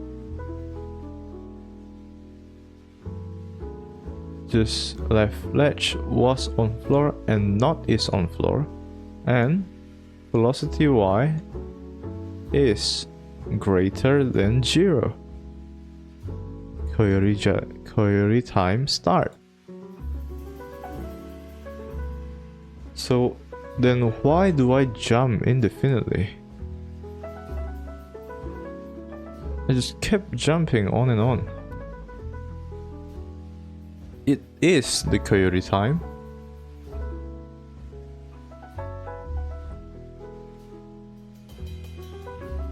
How about this?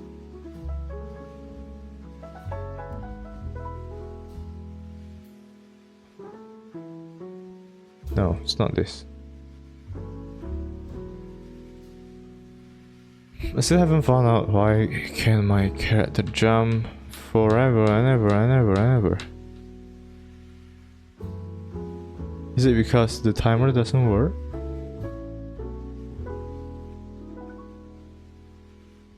Does it not start the timer?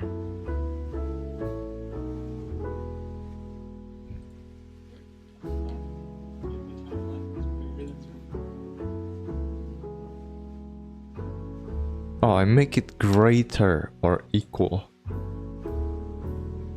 Might be the case. Yeah, it is.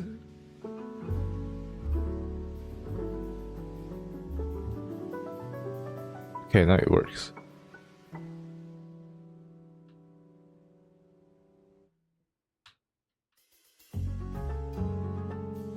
Okay, it works now. Phew. Alright, that's nice.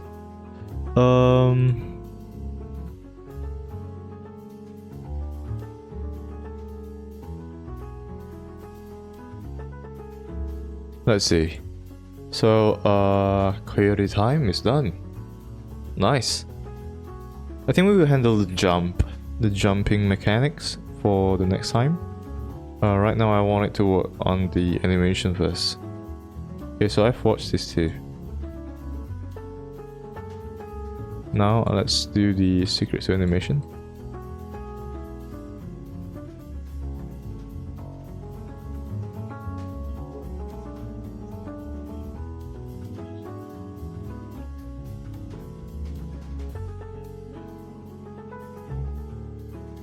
Let's see this. How to make a good 2D camera. No, this one. The secrets to good pixel art animation. Well, we are learning along the way, so.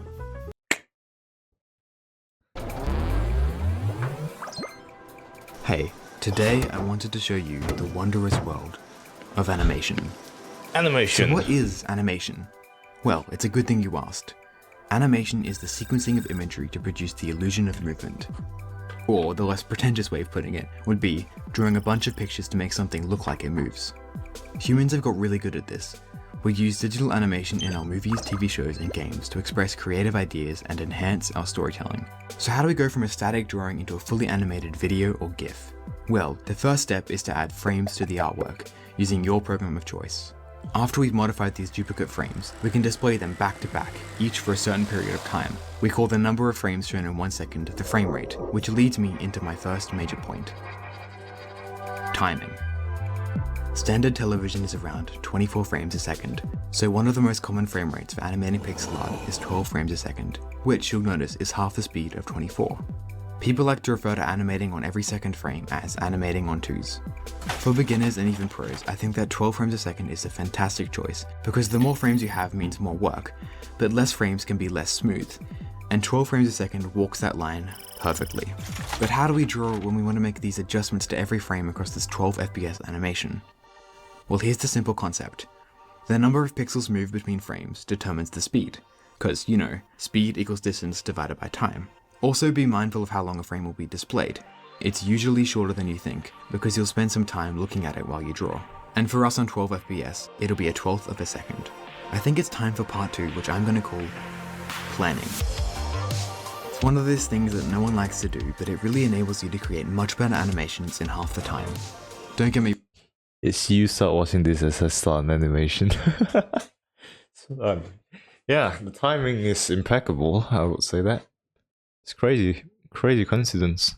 wrong. I never like to plan out the movements for my... You know, I've been really self-conscious about my skill in pixel art and especially animation, because if you do remember, yesterday I was working on the jump animation, right? And oh boy, it was not good, to be honest. That's why I was planning to, you know, improve my animation by maybe watching this video. I might get some insight on what should I do to make my animation a little bit more smoother and yeah, just overall a little bit better. Animations, until I realized how useful it was. It's so easy to get lost trying to create animations from a static sprite by shifting pieces around and playing with individual pixels, but this often results in an awkward animation. Animation isn't about the lighting or the character. Animation is about movement.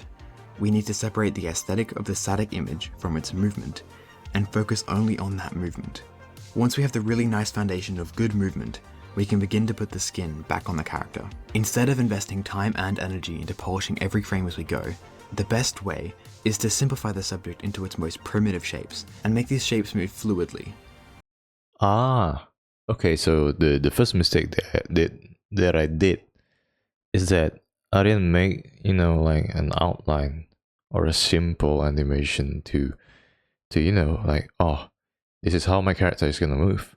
I just go and just rhyming on with the full finished project. I mean the full finished product of the character and just animating it, which, well, doesn't work very well. That's why I'm gonna redo my running animation. I'm gonna redo my running animation, and then I'm gonna redo my jumping animation because it sucked ass. For a humanoid character, that would be a different colored shape for each limb. For fabric or cloth, create a chain of dots with delayed reactions to the movement of the dot above. Each segment reacts like links in a chain, but once you average out the movement with a curved line, it can be used for anything organic. So it's kind of like drawing the skeleton of your character. Sometimes you want an object to jump or fall. Probably one of the most overused cliches of animation tutorials, besides the slime, is the bouncing ball. They always show a curved parabola to demonstrate the path of the ball. I never saw myself actually drawing this line for an animation. But it's just one of those planning things that really helps improve the final product, and, more importantly, ease the process. I would 100% recommend drawing a quick line for the path of your animation, because then you only have to think about the object's speed and not the path. I think I've said enough about blending. Yes, it can be a pain, but it's a much better alternative to having to start a high fidelity animation all over again from scratch. Here are some quick tips to improve your actual animation and movement. Because I haven't really talked about how to improve your motion yet.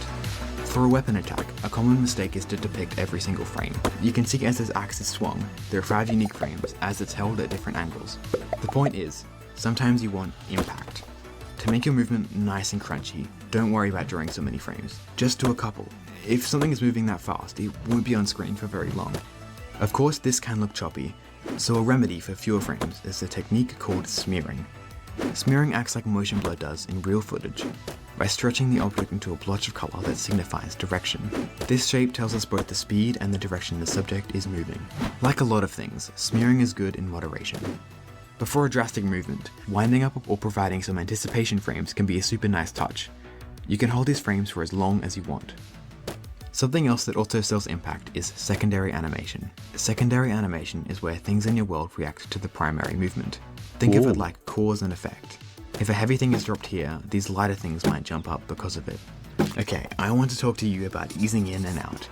If there's one thing to take away from this video, it would be easing in and out. To ease in and out, exponentially decrease the distance your sprite moves for the start and end of its movement. This will make it accelerate and decelerate and therefore feel more lifelike. Like we said before, the common rule is that the distance between frames will determine the speed, so the way you arrange these distances will influence your object's acceleration. Compress your distances so it moves 1 or 2 pixels at the start and 8 or 9 in the middle. But what if you want to move something slower than 1 pixel per frame? An advanced technique we can use allows us to move half a pixel without actually breaking the bounds of the pixel grid. It's called subpixel animation, and it's useful to smooth out subtle animations like idle animations. But how do we do it? We need to add more frames to the animation and go to the pixel level, smearing and smoothing individual pixel transitions. We're leaving traces of these small pixels to simulate a blur effect and the illusion of half pixels. I think I'm not gonna work with that. Smearing.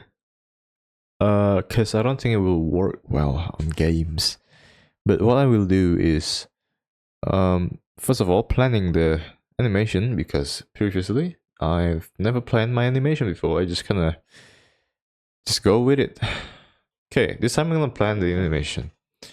And then what I'm gonna do is I'm going to ease in and ease out. I'm gonna do that. Like, I don't know about the anticipation part, but yep, you know what? I'm just gonna try and just do it, you know? Okay, let's do the animation. Now that we have watched the video, let's check let's check this.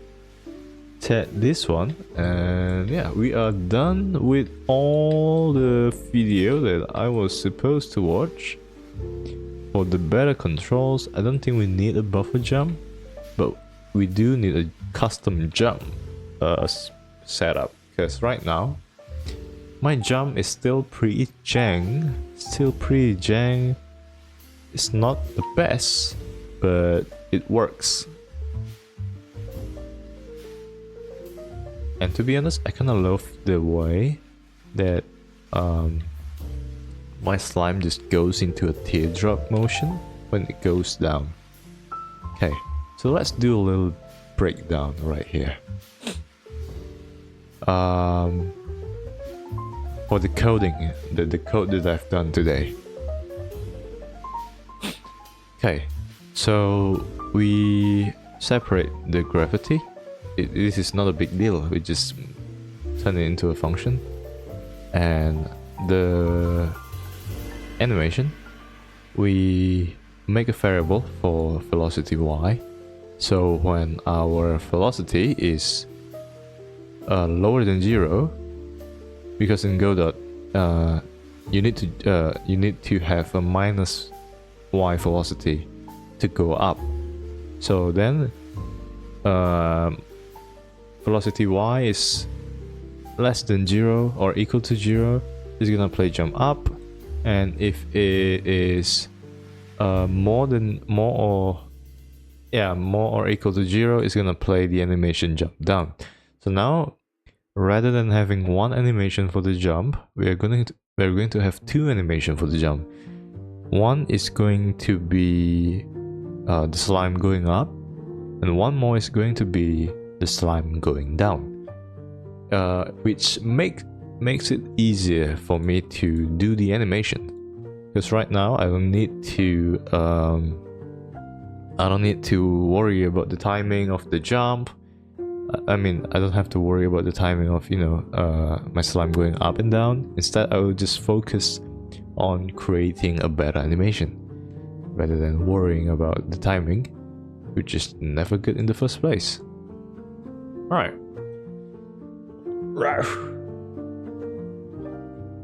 Good. By the way, this is my starting soon screen, which is pretty cute.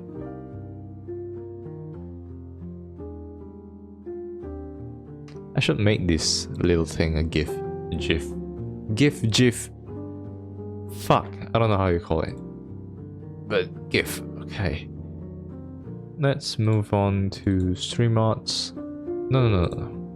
File, open, recent. Slime. Yeah.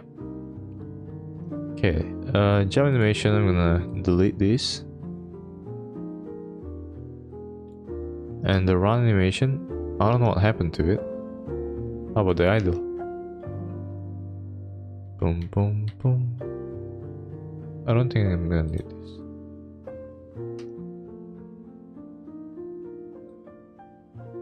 New tag idle. Run animation.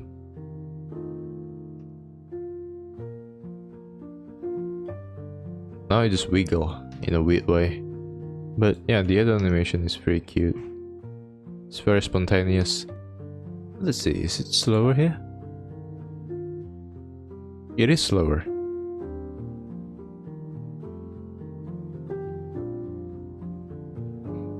But it's very cute. It's just bobbling around. Okay, so the thing that I gotta redo is the run animation and the jumping animation. Let's fix the run animation first. So the run is going to be 5 FPS.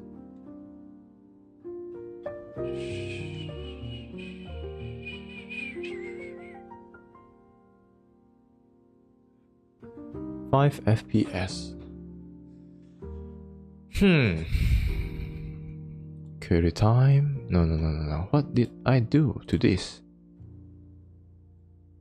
Animated sprite 2D. Jump up, run. Ugh.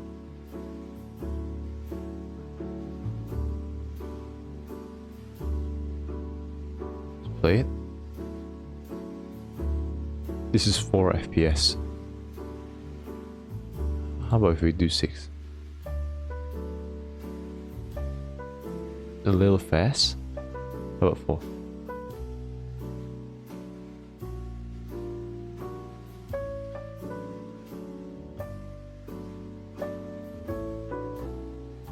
He's a very enthusiastic fella. This is gonna be a 6 FPS. How about we make it 5 FPS? It's a little bit slower, but cute nonetheless.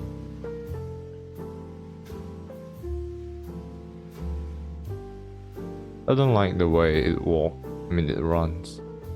I'm gonna keep the sprite shit though. And let's do some planning.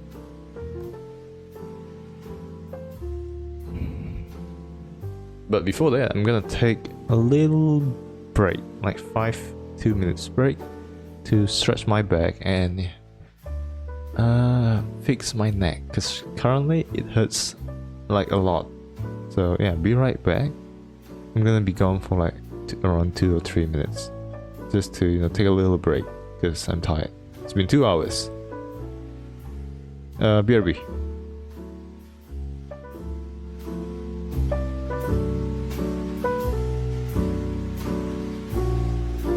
Oh, I'm still here. Okay.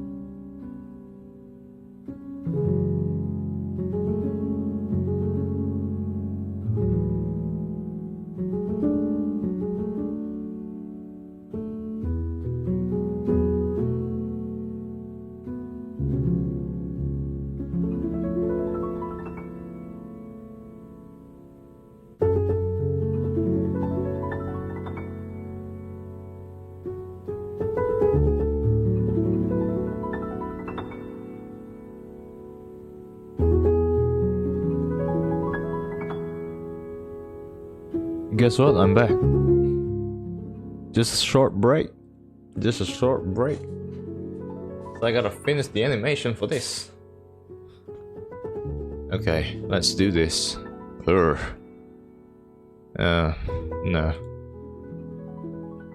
I'm gonna do a little bit of a tiny sketch. So for the run animation, I figure that we should do something cute. Or maybe not. But my character is gonna be this blob right here. Yeah, I'll need you, boy. Okay, I'll need you to be there. And then I'm going to replace the color with maybe something like this. Oh no. Alright, wait, continues. Yeah, that's better. Or maybe I should do this. Okay, that works. Yeah. Slime. What you're gonna do is you're gonna move forward. But I might need a bigger canvas for this. Let's set the width to 40.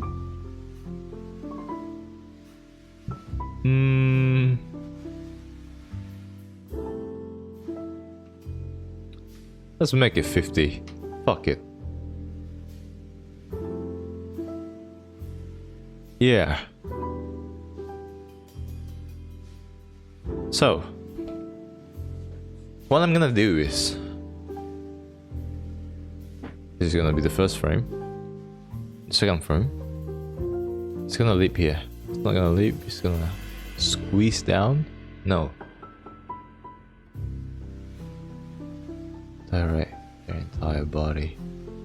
This part. It's gonna go forward. It's gonna initiate the moving forward. And at the same time, I'm gonna erase some part of the back.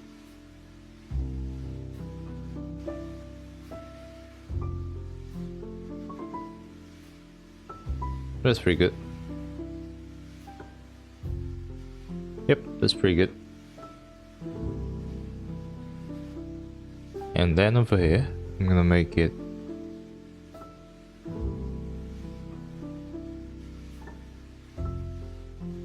arcs forward even more,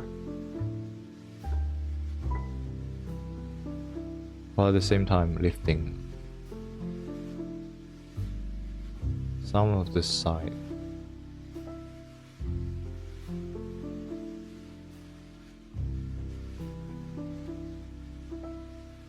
Somewhat like this.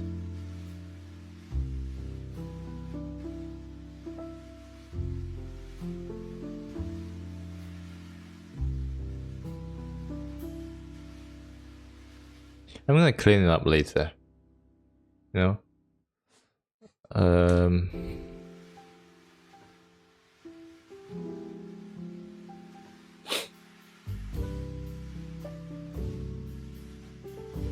Oh my god.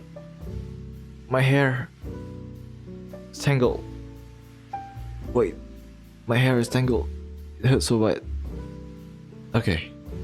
Fix it.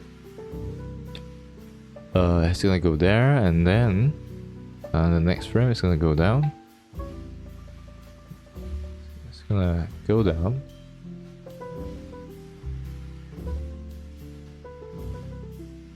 I'm gonna erase this part for a second. It's going to go down on this frame. Oh my god, it looks like a dick.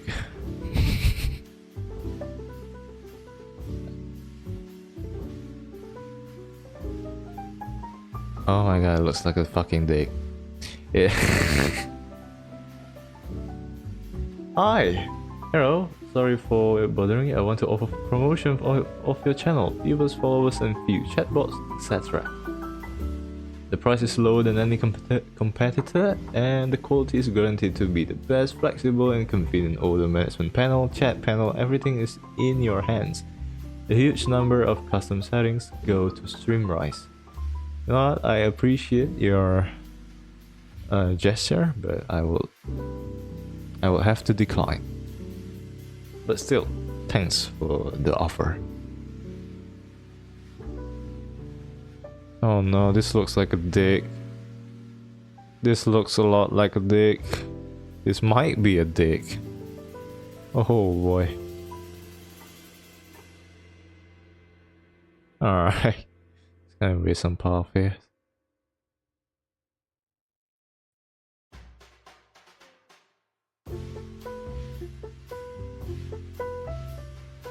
This is not a good tick.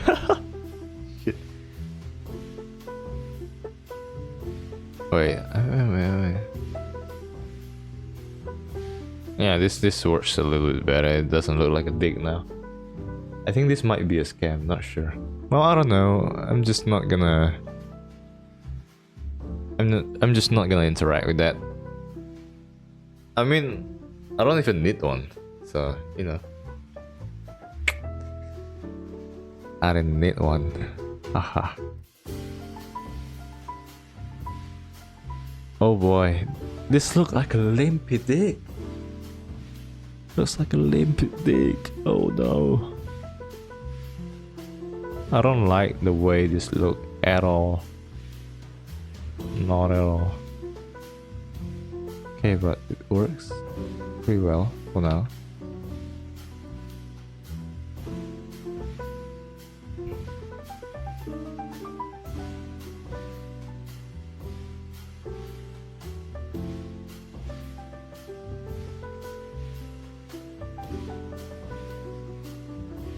Yeah, this works well. Control M. And then it's gonna gather them himself. There are little enemies that move like this on all of this world for SNES. What is that? I've never seen that before. Never heard of it. SNES? Of this world. SNES. Oh. Oh, it's an old game. It's a really old game. Super Nintendo. Ah, I see. That's pretty cute then. The enemy moves like a dick. I think I should pull myself back a bit. And erase some part of his. No. Like that. Just give it a little bit of a volume. I think this should work. Should.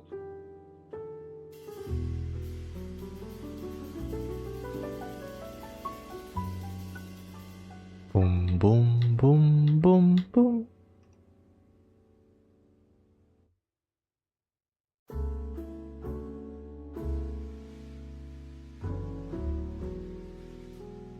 Are you pretty unfamiliar with retro games? Well, I didn't grow up with them. I mean the retro games, and I've never actually seen or watched anyone play it before, so yeah, I'm not very familiar. Ooh, I like how this is going. Really? I think I can do a little, some kind of improvement. Maybe over here, I can erase a bit of the bottom part. And I can do this.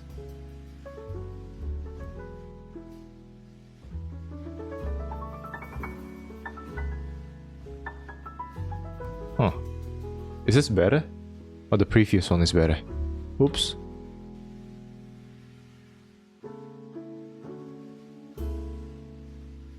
It might be a little bit too fast.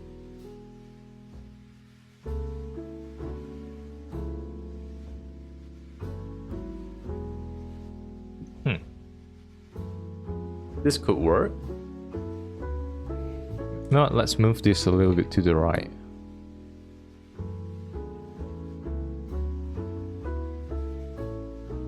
Just gonna go down.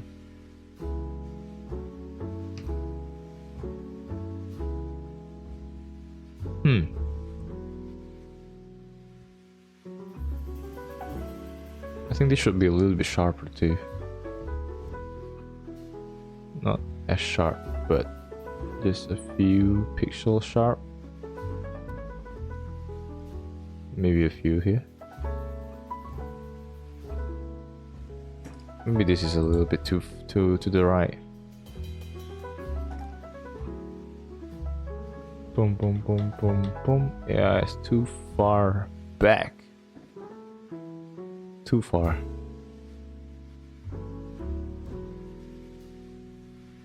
So 1, 2, 3. Oh, there's a big jump.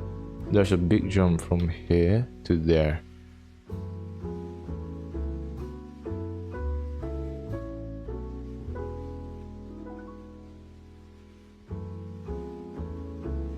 Maybe I should move this back.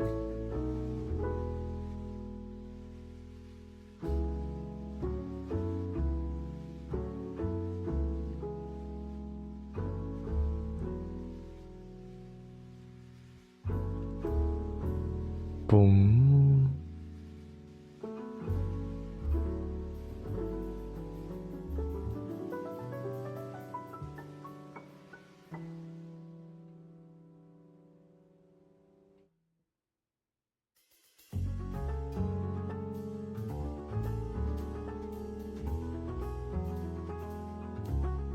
No.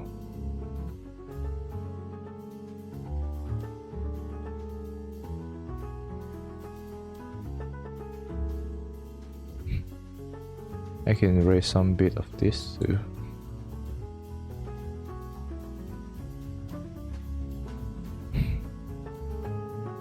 Okay.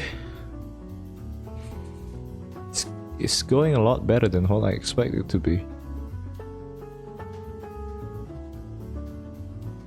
I want to see some motion. So this is gonna go forward. Boom. Maybe a bit forward here. 1, 2.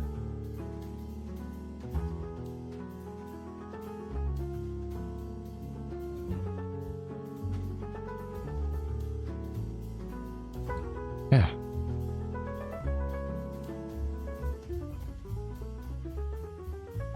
It's gonna regain its form. Let's see how it looks. Yeah, what do you guys think about this? I think it's pretty nice. Could do a little bit of a... You know. At least it's better than the first one. Okay. I'm gonna grab some water first.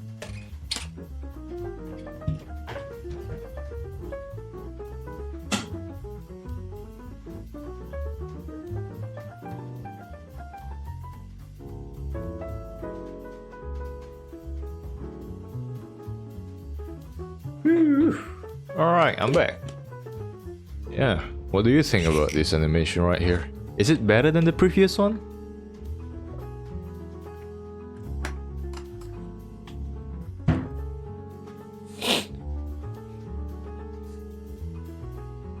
No, let's color in the animation. Let's give it a little color to it to see how it looks like later. Okay, slime. Right.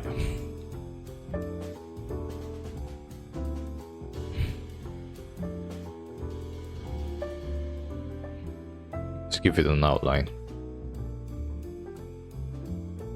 More fluid this time. Previously was more like a walk. Yeah, it feels like the character is walking. Let's see. Yep, yeah, I can definitely see that. Okay, this time it's more fluid. Let's add the...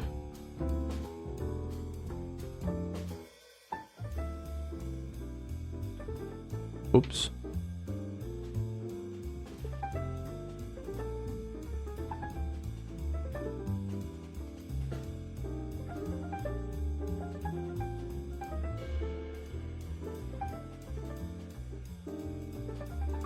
I don't like this part.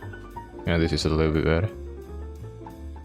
I think this is too square. We can do a little bit of that. Or maybe... How can I fix this? I can do that. And this, I guess.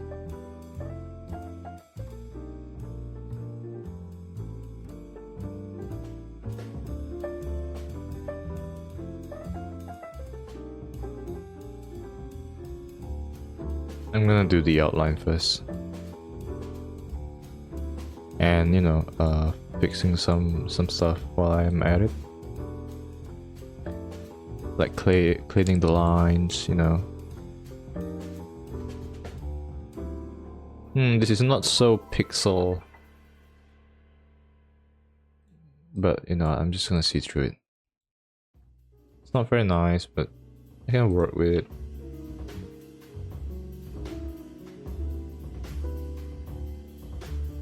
The lines are not good. It's very random. I mean, it is in fact an organic material, so it doesn't have to be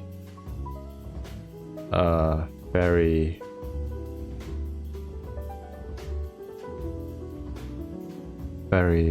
straight or perfect. I think I want to make this a little bit sharper. Maybe something like that. Like something like this.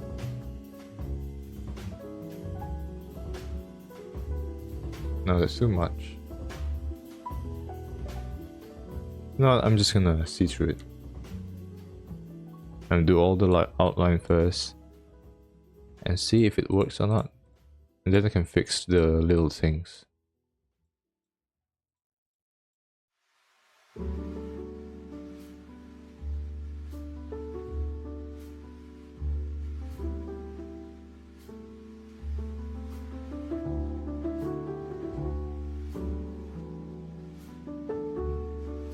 My neck hurts a lot. Oh boy, my neck hurts a lot.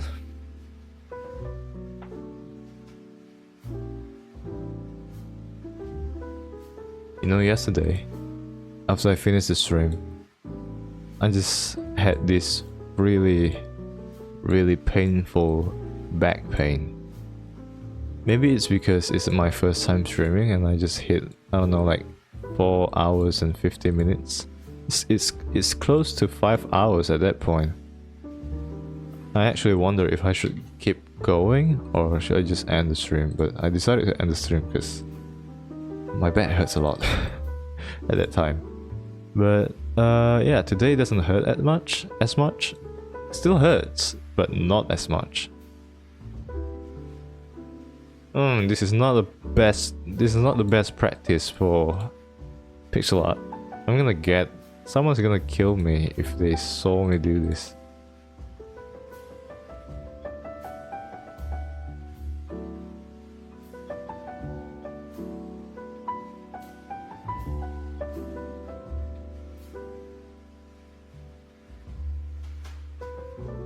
It's not the best idea to do that.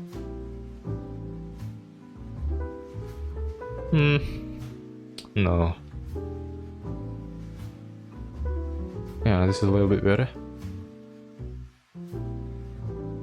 Let's see. Yeah, I can work with that.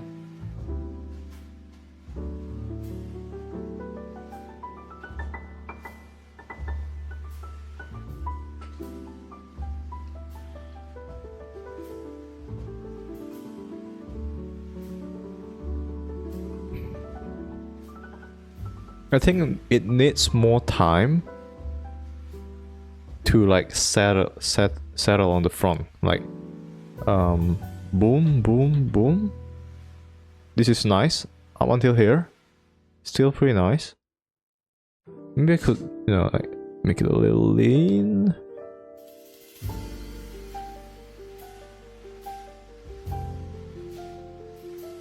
And just erase some of this.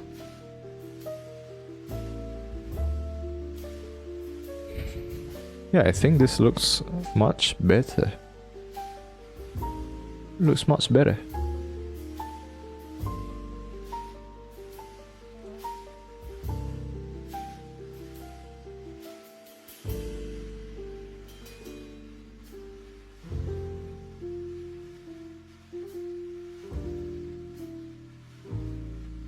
I like the previous one better. Looks like a sperm, not gonna lie. It is a sperm.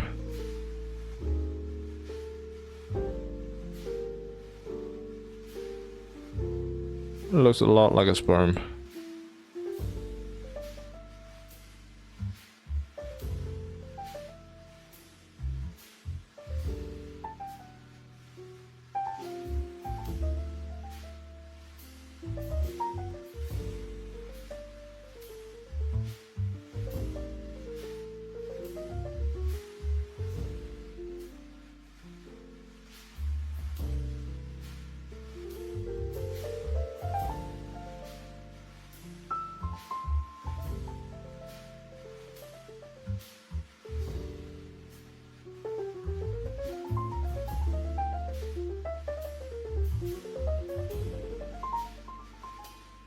Animating fluid stuff is not easy.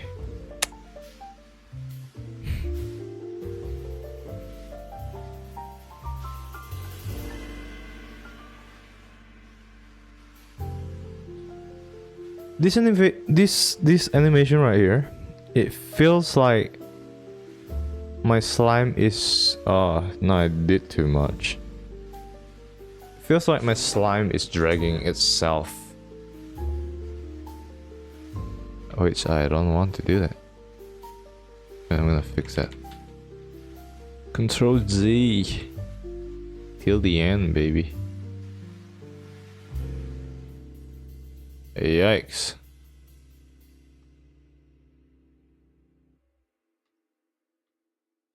Yeah, I think I can do a little improvement for this thing.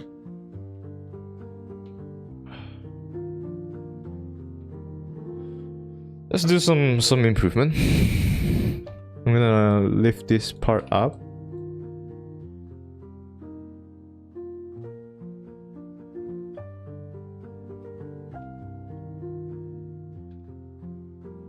One, two, okay, around that. It's nice.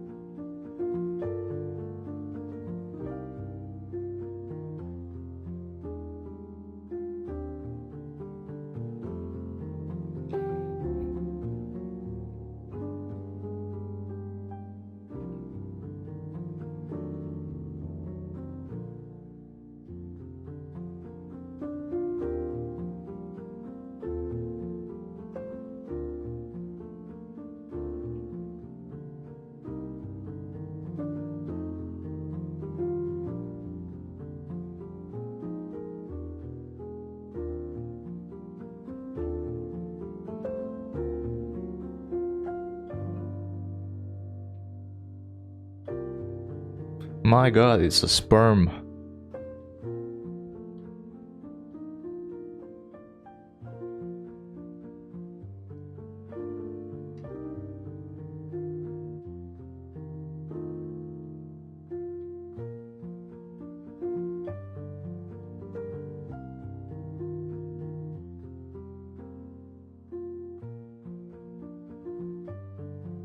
It's a sperm. What did I do?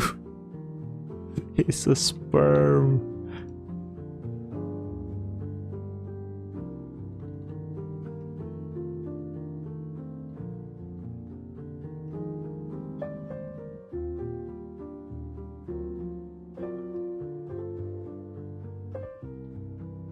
Yeah, I can fix that. I can fix that. I can fix that.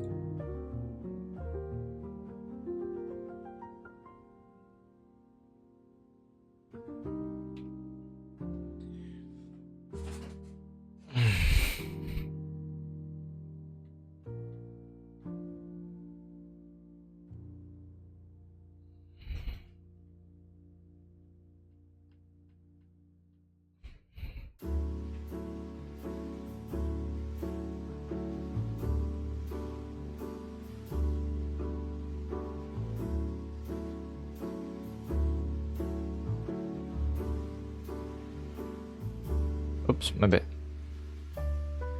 Let's remove this.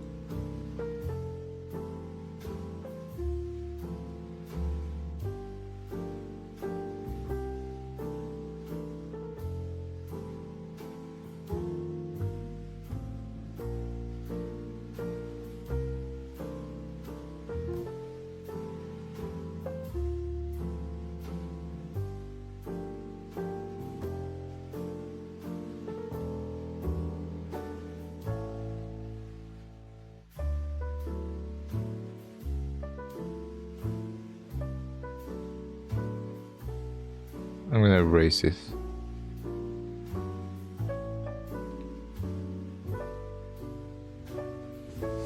Eight frame of animation. Crazy.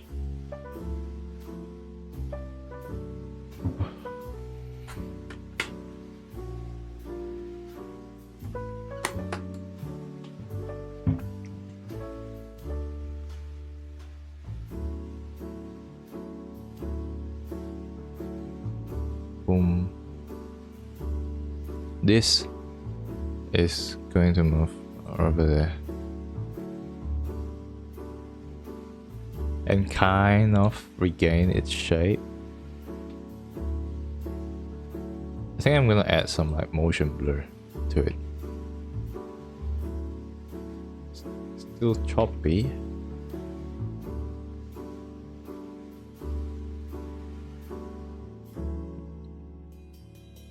Oops. I'm gonna do something like this. Yeah. Yeah, I think that would work.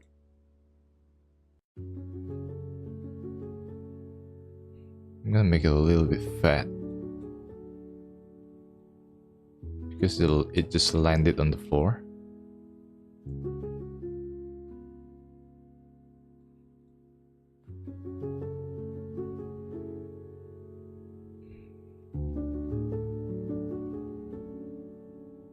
Two, three, four, five.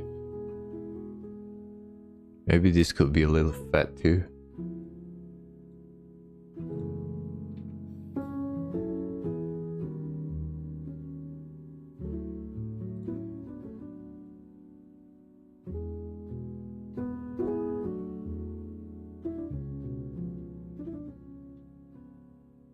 Be a little bit squished down also.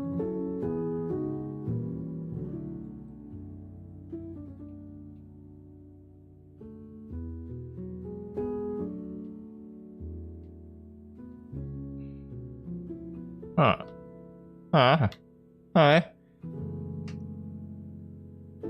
Yeah, I like this. Yeah, look at that. It's pretty nice.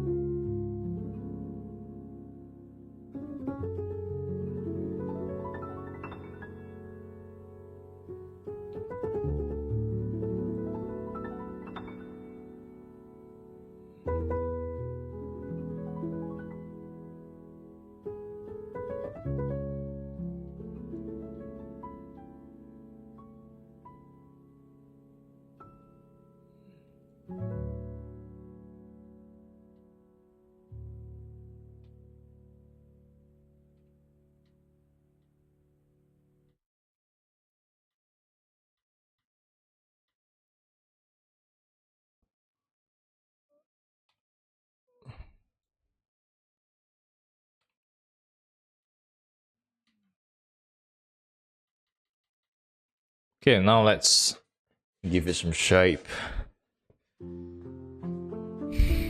Let's give it some shape.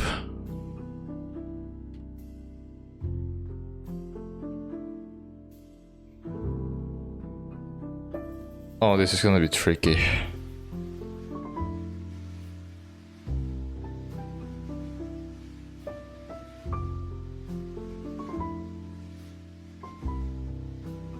To be honest, it looks pretty nice right now. And I like it a lot.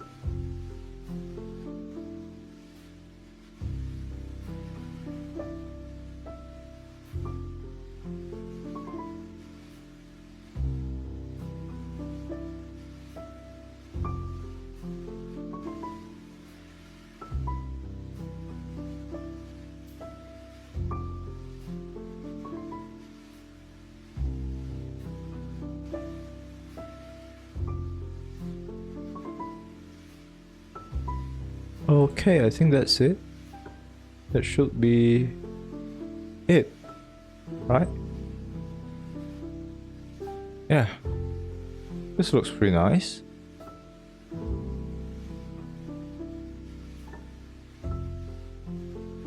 Let's see how it is. Maybe I could make this yellow, who knows?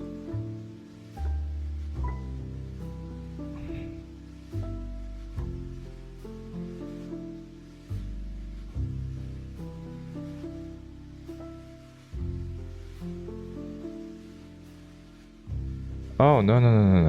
I got an idea. I'll just use this. Yeah, just use this color.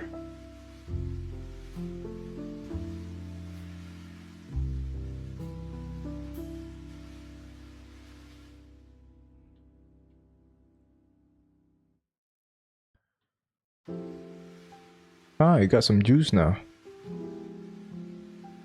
Okay.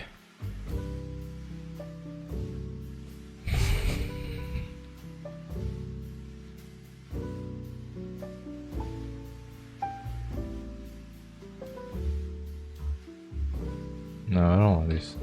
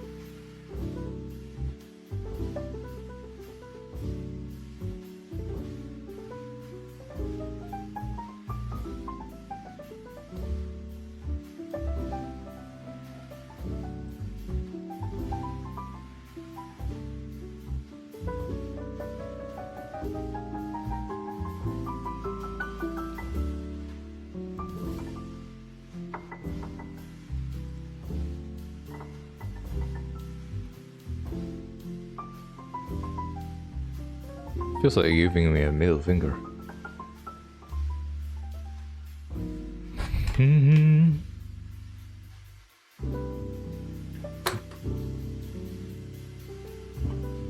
It's giving me a big middle finger.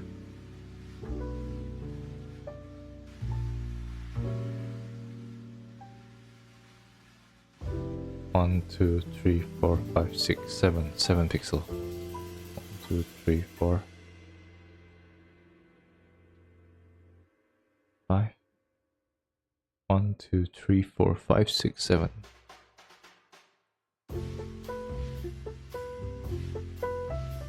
Da-da-da-da-da. Mhm.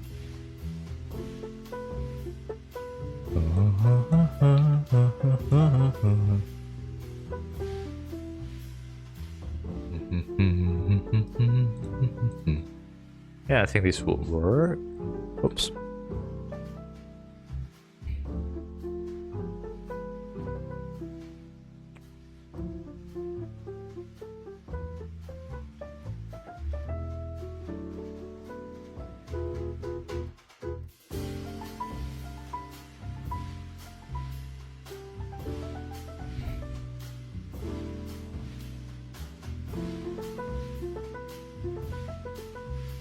One, two, three. 1, 2, 3.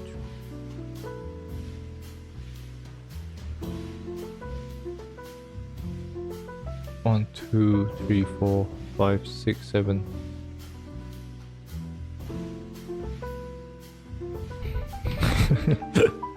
Their eyes look so hilarious.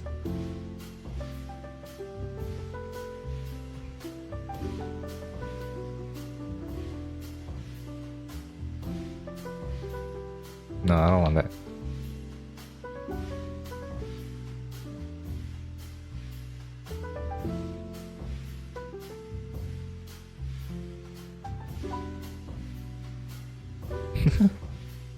Gotta go, keep it up, you're making good progress. Thank you! I'm trying to make it as cute as possible. As dumb as possible, actually.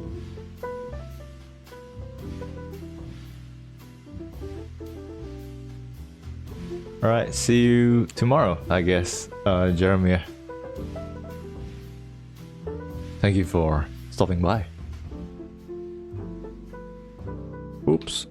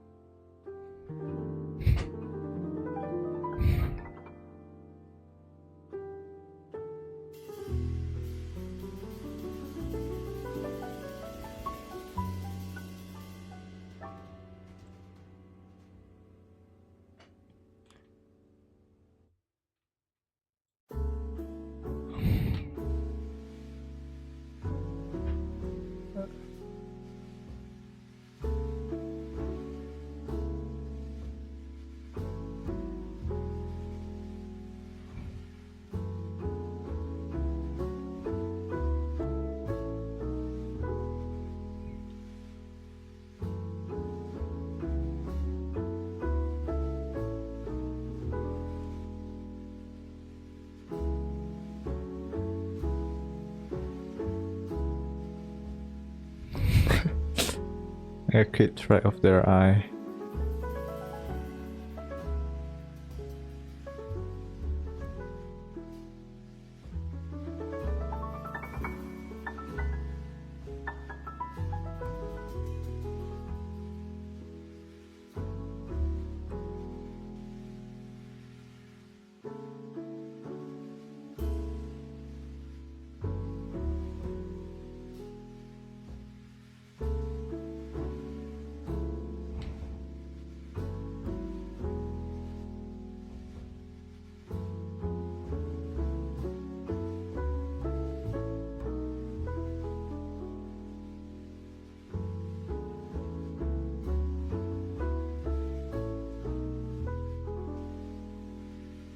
Oops, my bad.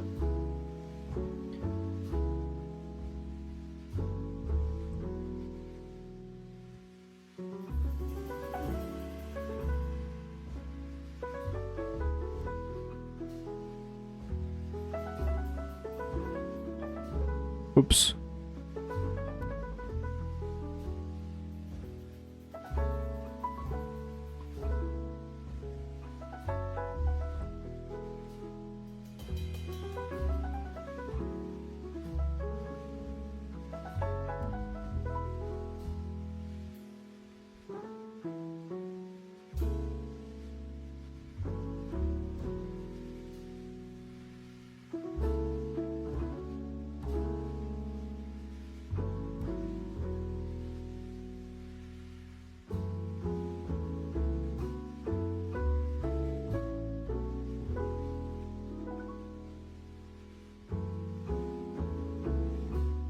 Whew.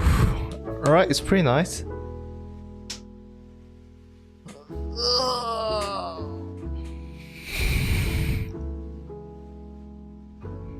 Just need some lighting on it. What the hell is this? Need some lighting on it. Oops.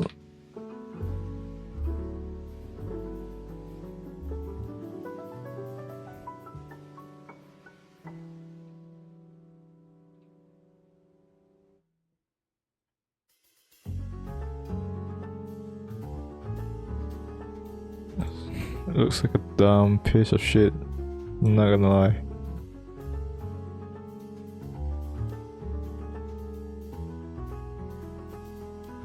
It looks like a really dumb piece of shit.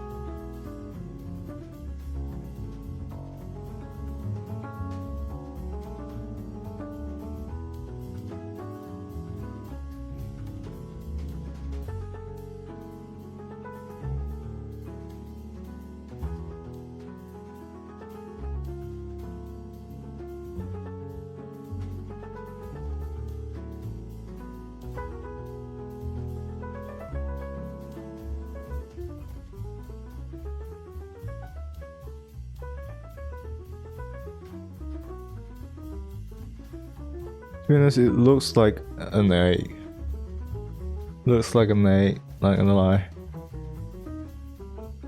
It's more like an egg yolk than anything.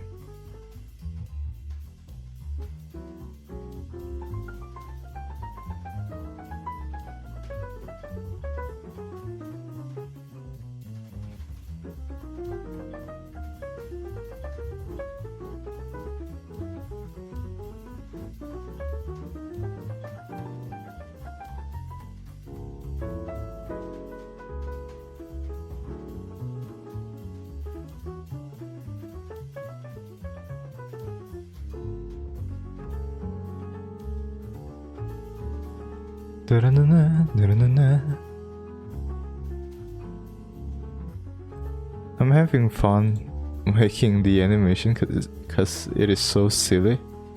It's actually fun.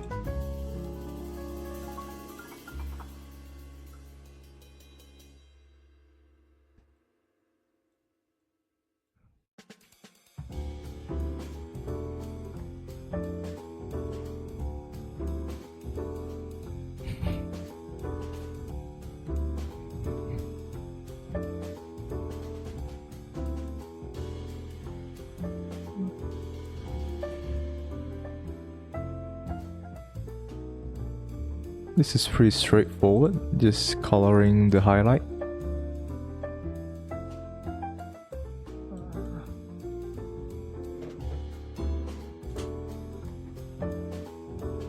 Just gotta keep doing it.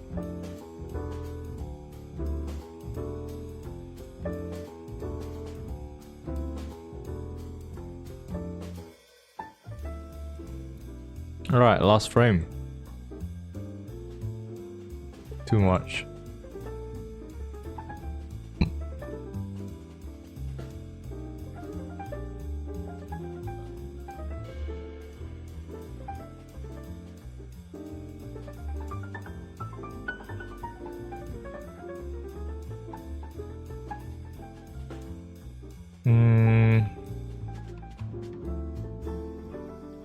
Yeah, this is fine. Let's see how it is. Let's name this new tab. Run.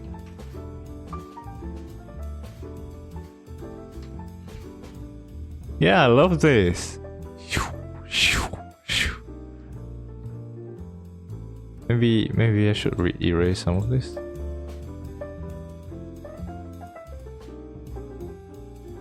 Oops, no. Man, I love it so much. I love this animation more than the one previously. my god. Very tired, but it's worth it. It's worth everything. Just making this one animation, I'm already very tired. Sheesh. God. Damn.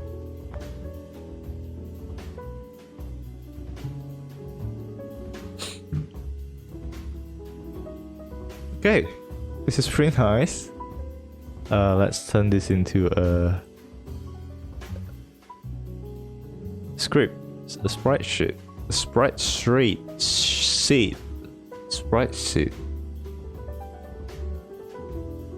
Let's go. Export and file. Export as.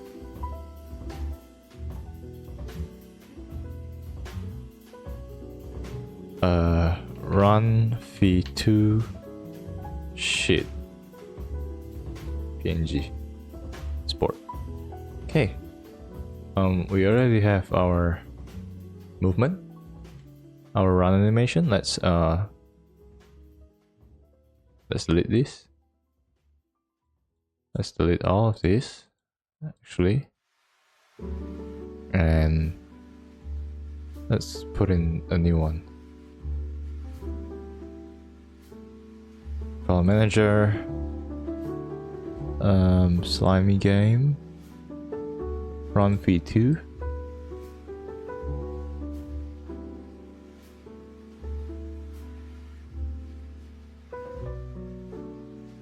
Let's load it in.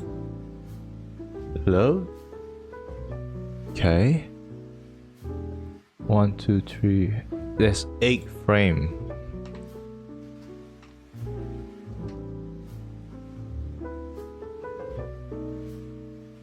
$50 by 32. Yes. 2, 3, 4, 5, 6, 7, 8. At 8 frames. Nice. Wait. How fast is this animation? This is a 6 FPS. Let's make it 12. 6 is pretty nice too.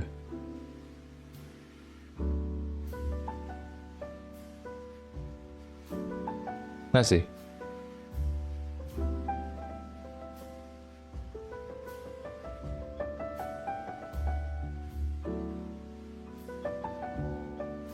Yeah, this is nice.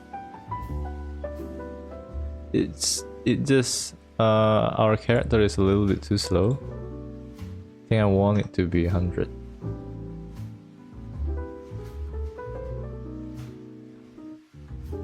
And the acceleration, let's make it 200.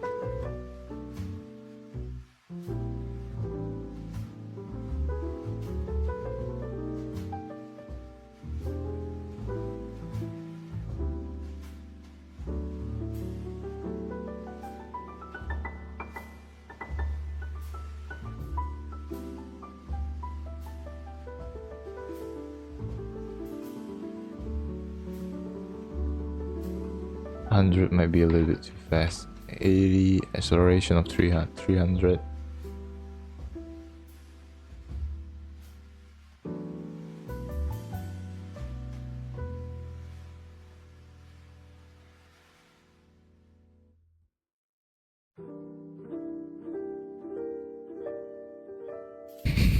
I love it so much.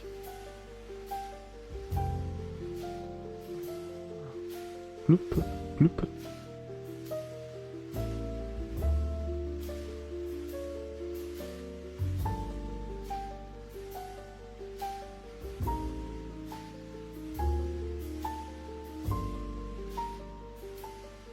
I think I should for the FPS I might do like 12 FPS. Is it too fast? Oh, my slime is killing it. So fast, too fast. Let's do 8 FPS.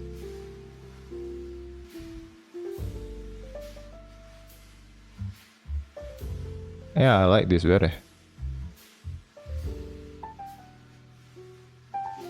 Bloop, bloop, bloop, bloop, bloop, bloop, bloop, bloop. Yeah, I like this. I like this a lot, actually.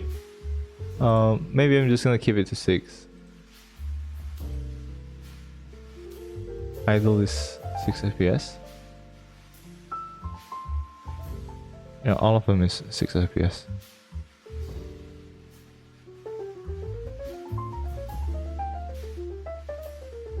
Sprite frames, 4 FPS. Let's do this. Okay, right. Everything is working really well, and I'm loving it.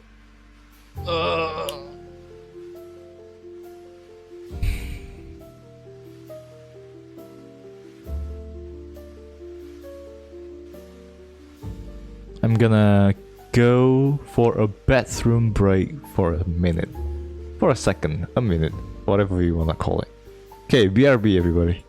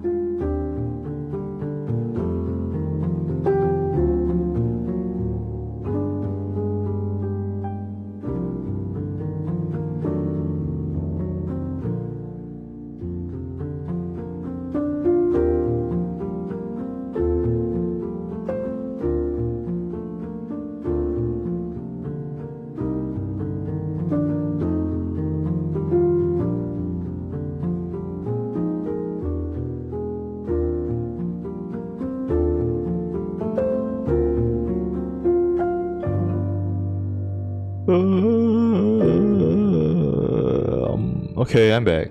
Woo. It's been 3 hours and 80 minutes. I mean 18 minutes. Damn. I've been going for a long time. Well, it's okay. My animation is going great.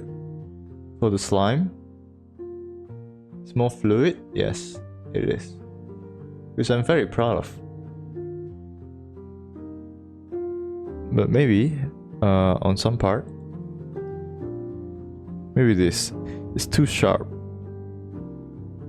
Or it is. Actually no, it's pretty nice the way it is. Yeah, I like this. Let's do a jump animation. First of all, I'm gonna need this again. For the jump animation, I might need to make it a little bit taller.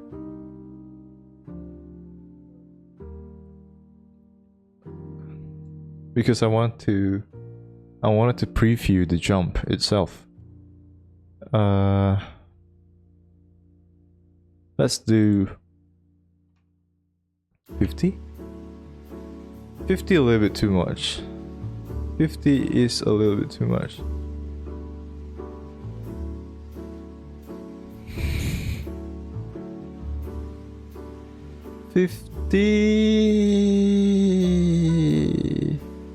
Let's do 80.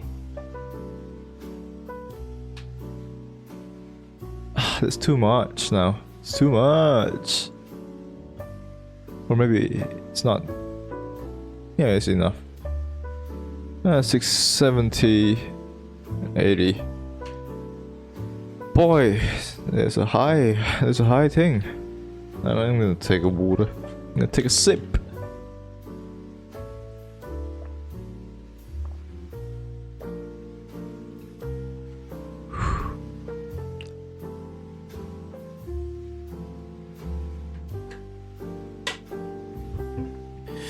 Oh, this is pretty tiring.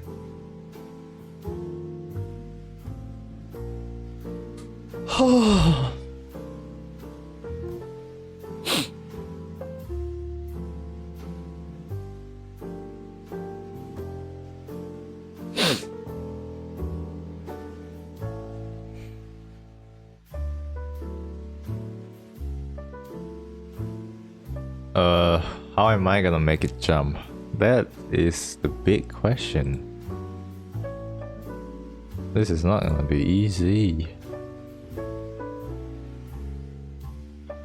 I'm gonna use another color. Ugh, can't see shit.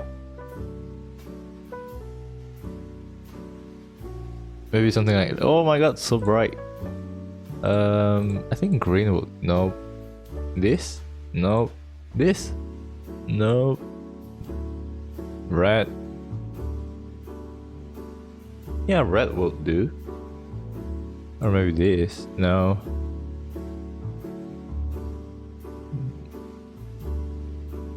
Let's find a color. Yeah, red. Let's do red. Okay.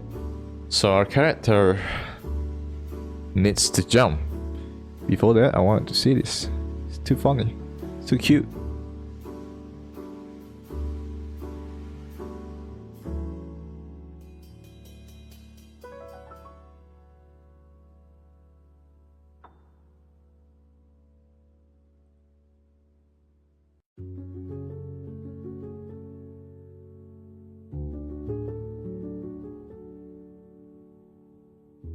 No, I don't like this at all.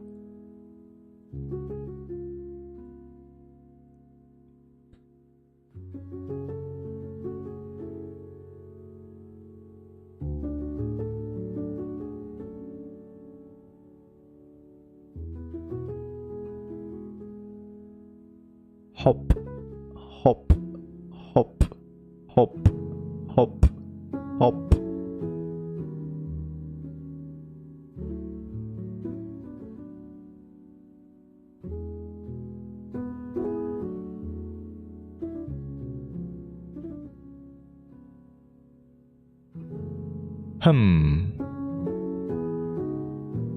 I think this should go right here.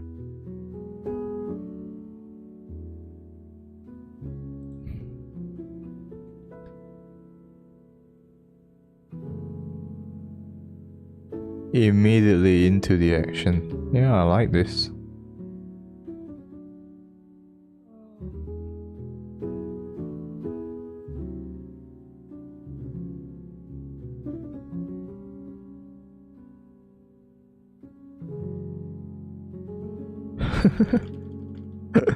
Okay. You can do a little dance with this. Doop, doop, doop, doop, doop, doop.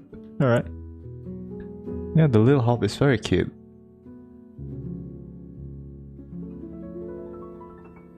Let's see how it will do in Ledge.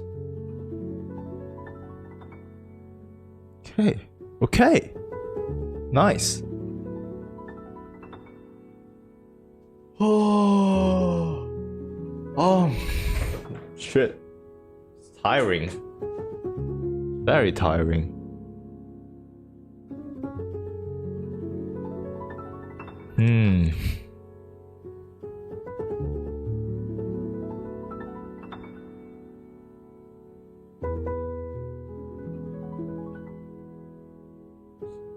The character animation is fine. Now we gotta make it jump.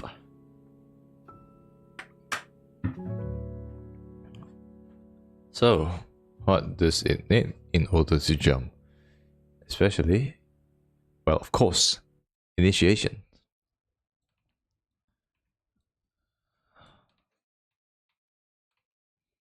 Gonna need some initiation. It's gonna go down. It's gonna squish itself, and it's gonna launch upwards. Oops. It's gonna squeeze itself.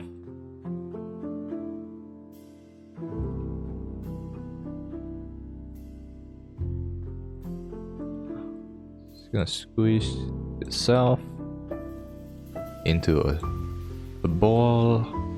ball-like, something like that. And then it's gonna spring up like a ball shooting up.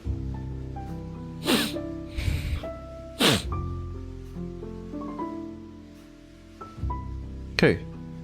First thing it's gonna do is gonna squish.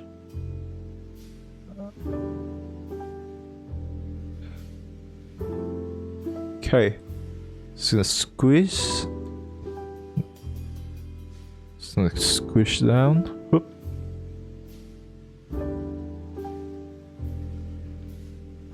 Maybe we can do a little lower. You know, it squishes, so that means the width is gonna get wider. It's gonna get wide. Why is it over there?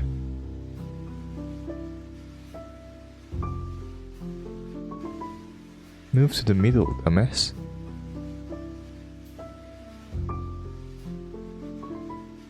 Okay. It's gonna go wide.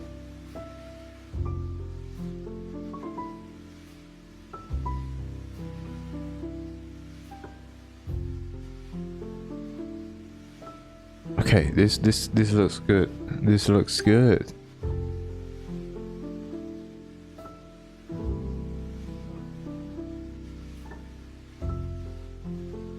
Yeah, that looks great. And then it's gonna shoot up.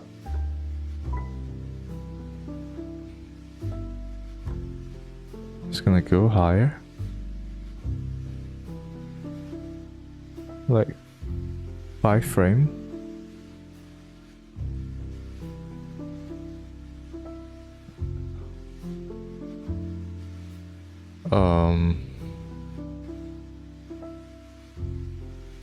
Let's make the top a little bit wider.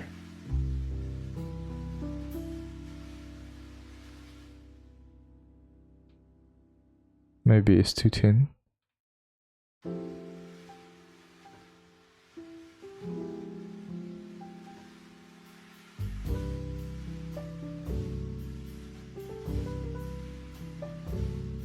I will clean this up first.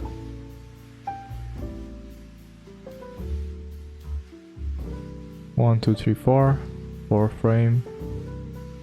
It's 3 frame. It's 2. Yep. They'll work.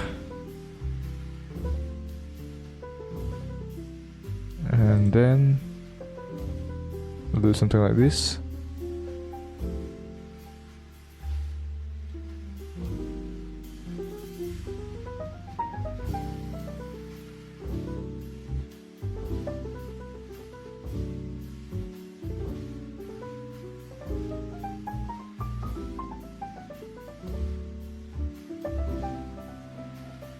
I'm gonna give it a little curve.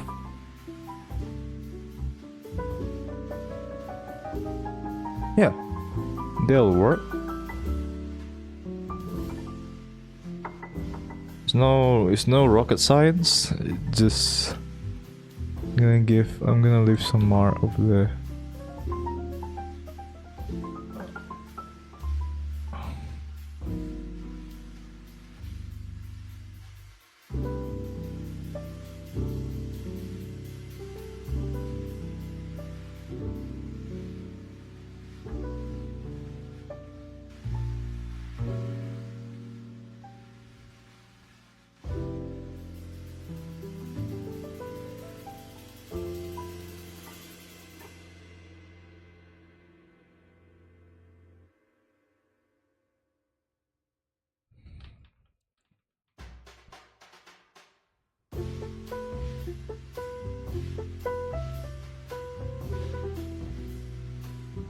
Give it a little smear.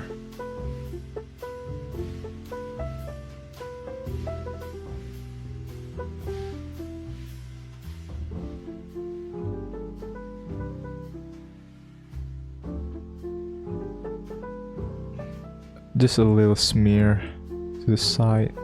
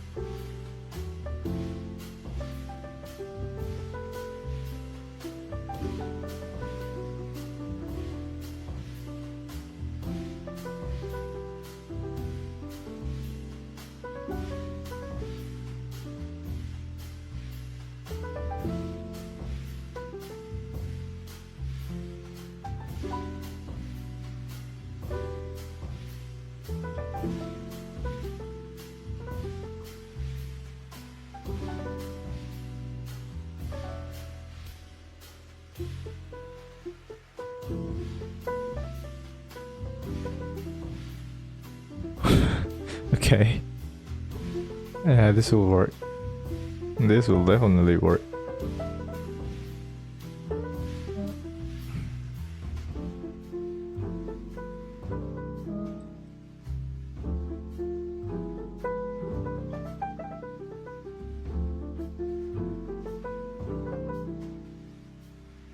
God damn. Not the best, but it works. So why not?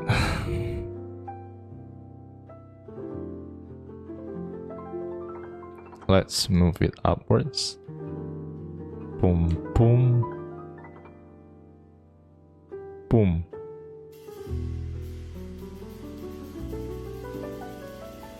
Oh, no. This one will go up.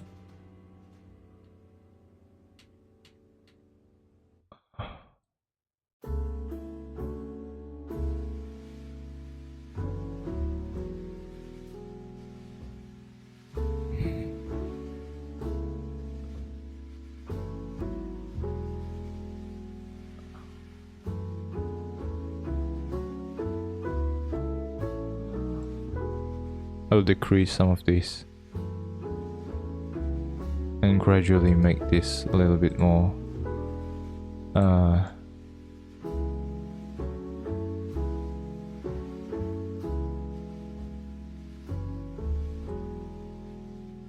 yeah, make this a little bit round. Yeah, just make it round and fat. Yeah. That's the strategy.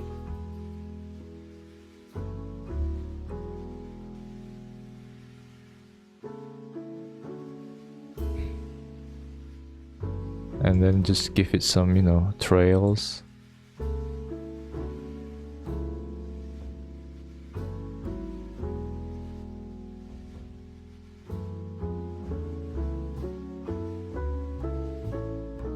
Phew, goes up.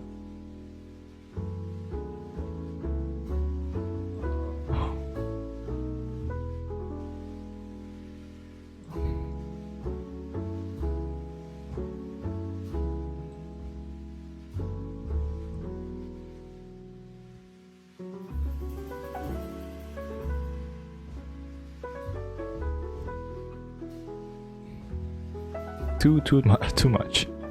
Okay.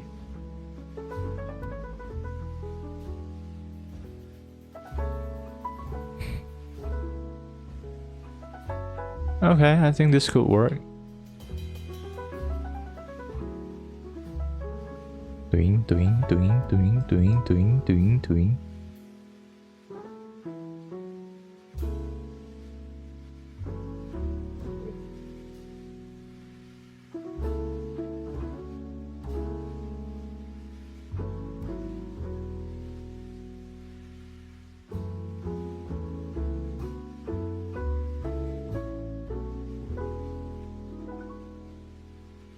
Stupid little idiots.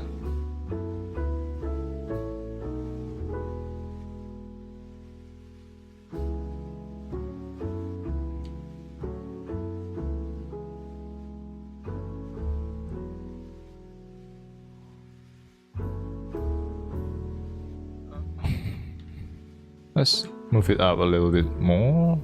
Yeah, around that.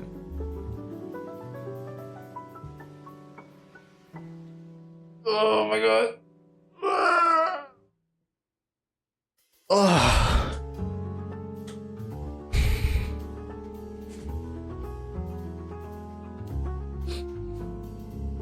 God damn, it's pretty tiring.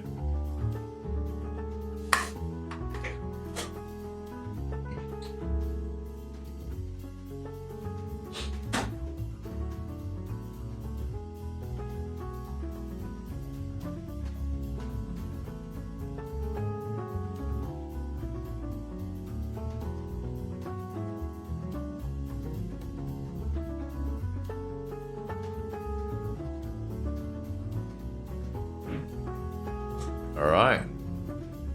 Seems like it's... You know, animating this thing is not easy. You gotta use like 10% of your brain power. Maybe it's not the best if I do this.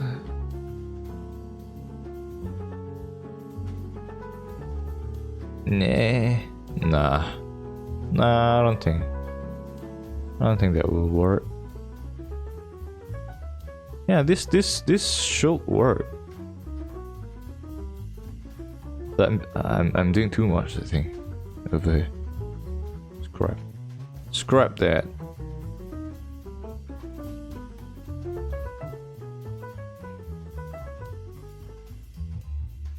And then on the next frame, it's gonna go up.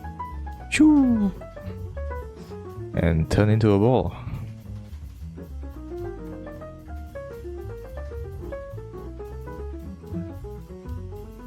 Turn into a ball. Some kind of ball.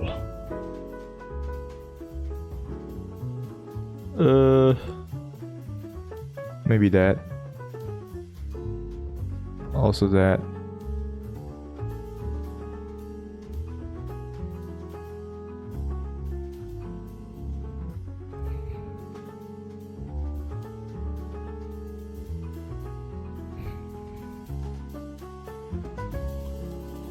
Sat bap para bap bap bap.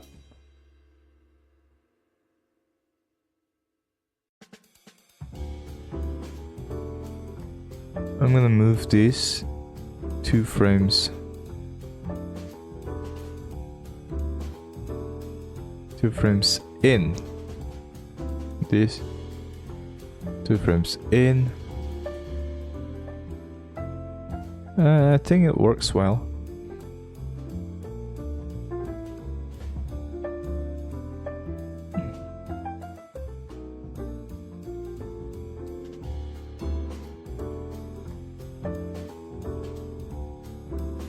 It's no rocket science.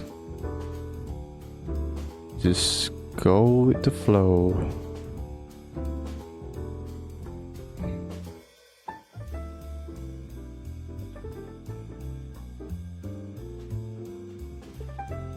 And then I want it to go down. Just gonna reuse the frame.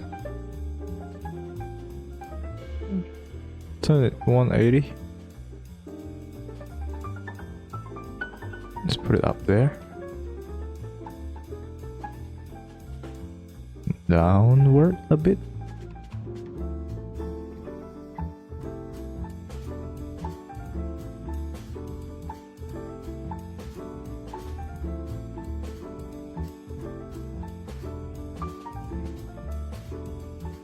Oh, 180 turn.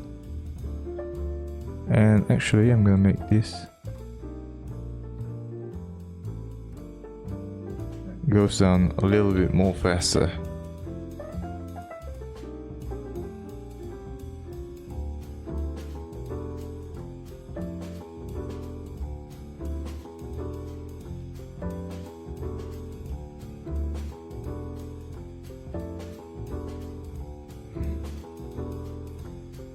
It's gonna go straight for that.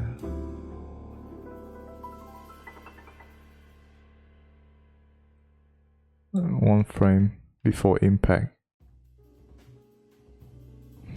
Let's see how it looks.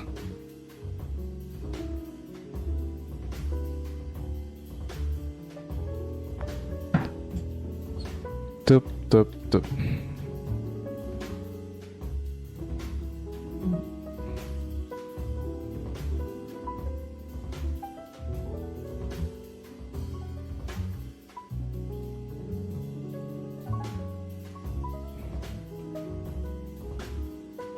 No.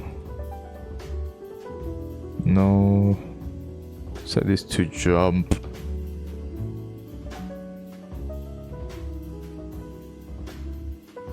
New tech run.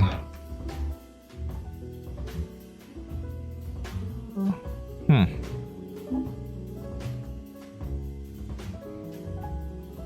know, instead of doing stuff like this, let's make a new frame.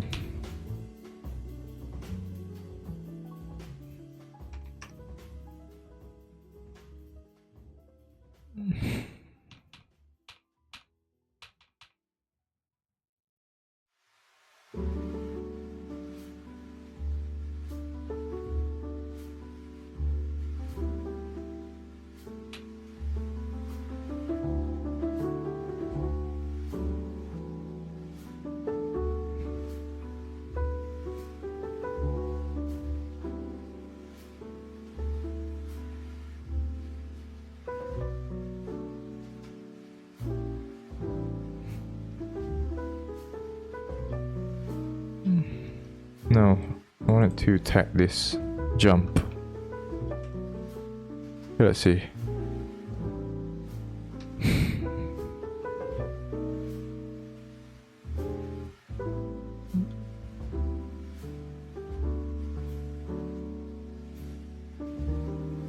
I think I can work this out.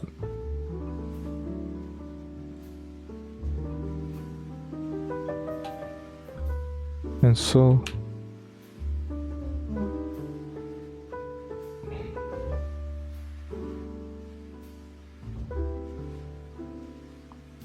I can just move it up.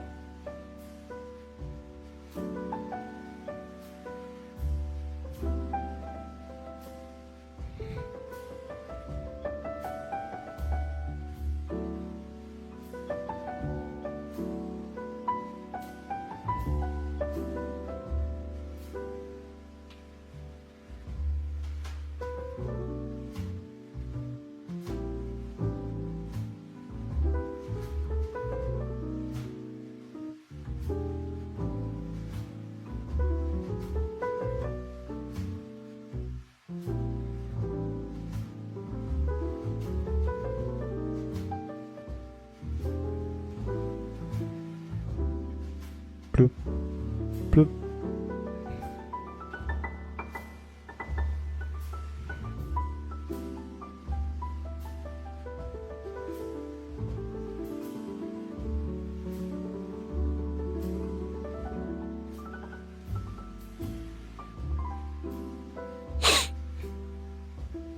Bloop. Okay, you gotta spring down, go up, up, and boom. And boom, and up.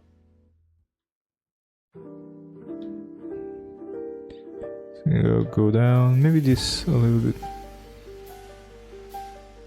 down.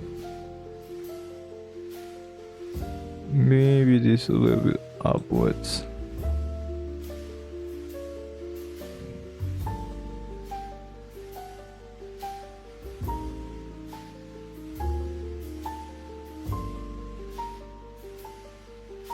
I think I want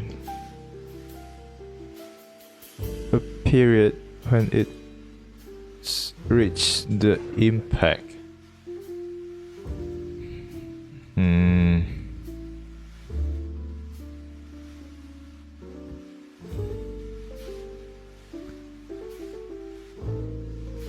Okay, where's the floor? Down? Yeah, that's the floor. Let's make it interesting. Let's give it some volume by giving it a little flat area to work with. So this front part is going to get flat, obviously because it's a water, and the back area is gonna go this.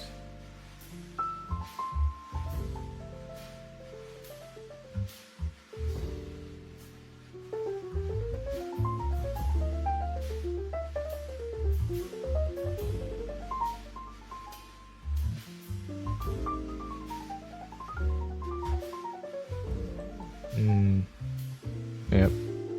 We can still give it a little bit of, sense of speed.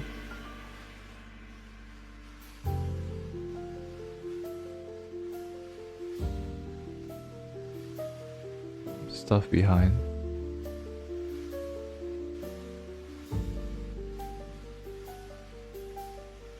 Turn this off first.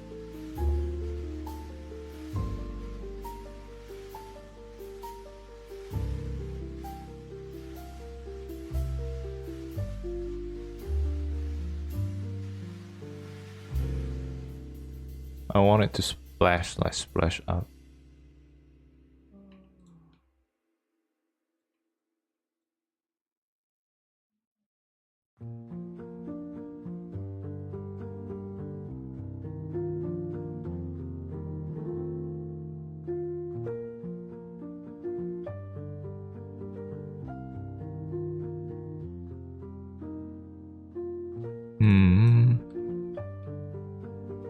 Na, na, na, na, na. Splash out. It's gonna splash outwards. Blech. Looks like a blood. This looks like a blood now, but I promise you it's not.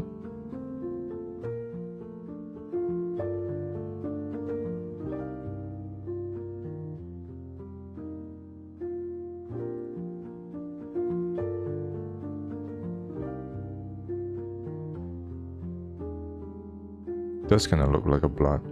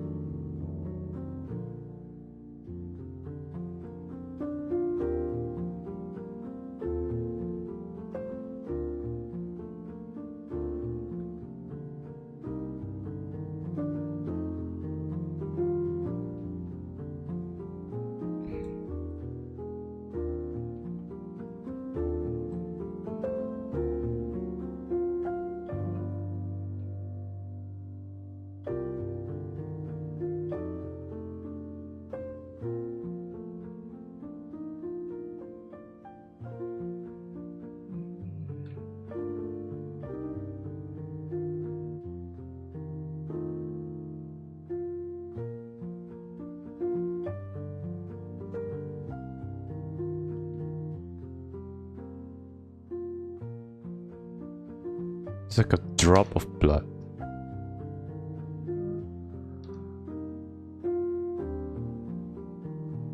I think I'm doing too much.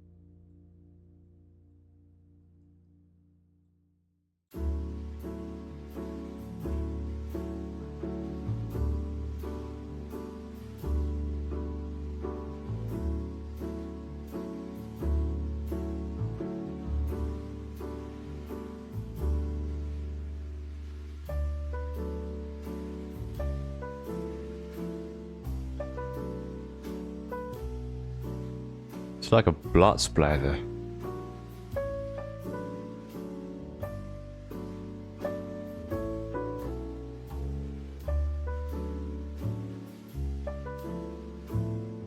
I like this a lot.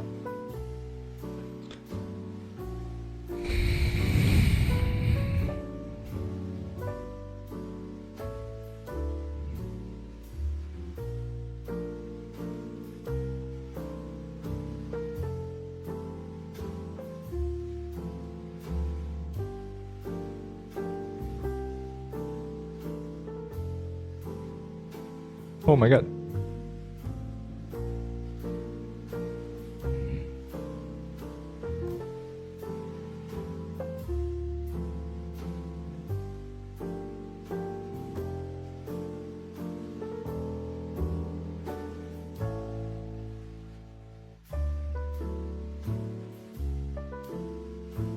Woo! I love this animation already.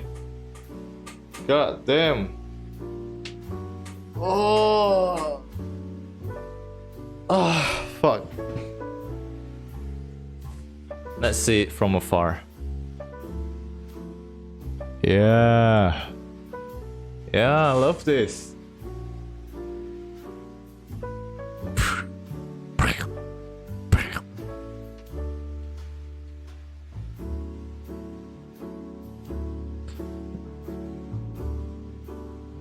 I'm gonna add some extra.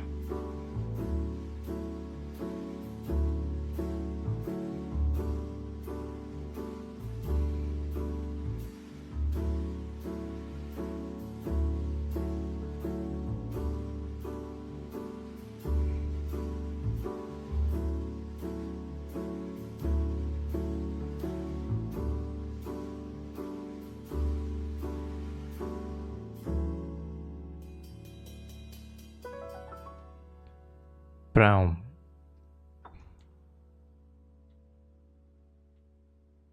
There should be like a little bit of splatter.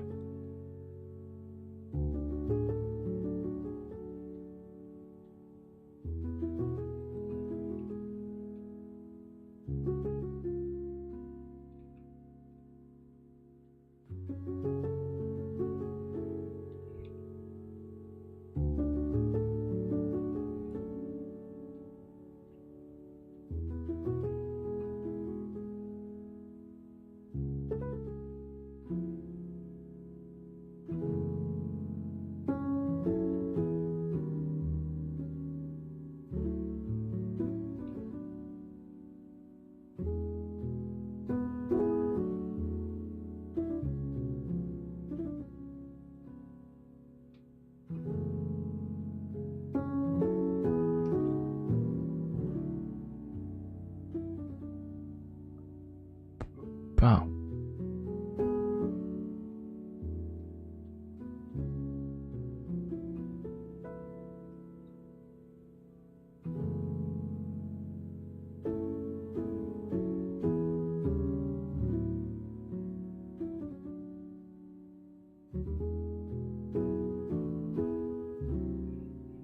Maybe this is a little bit too much.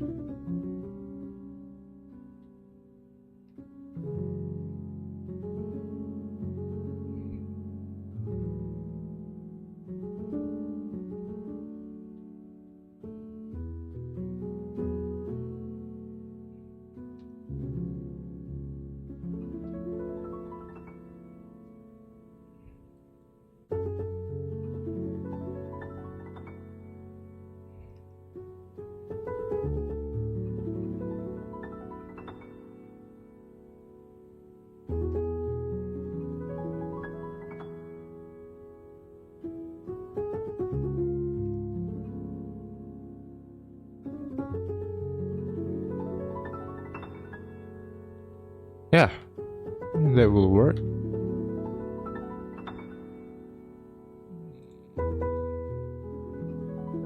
Bloom, bloom, bloom, bloom, bloom, bloom. Very satisfying, not gonna lie. Let's make a new layer. Overlay. Overlay jump. Alright. We just gotta copy all the stuff and then recolor it. Should be easy enough.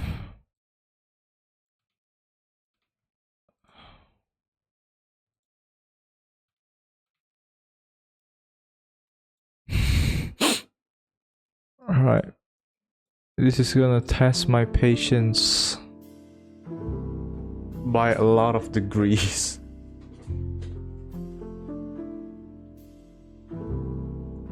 Oh boy.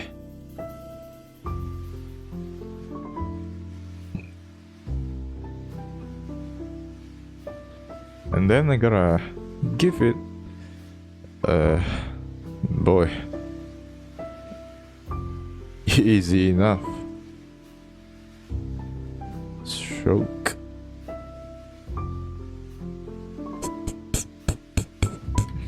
I'm gonna come back to it later.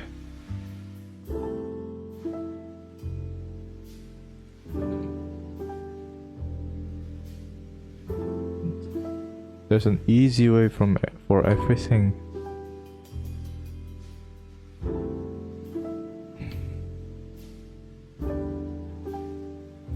Then I want to get this. Stupid. What the hell?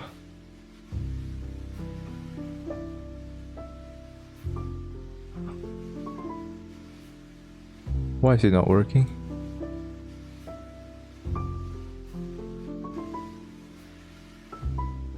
Ooh, what?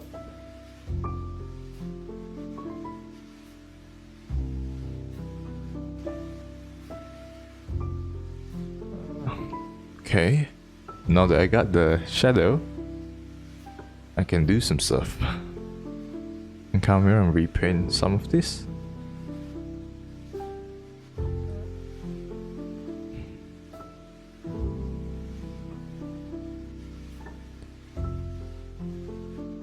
Oops. Yeah. I can repaint some of these.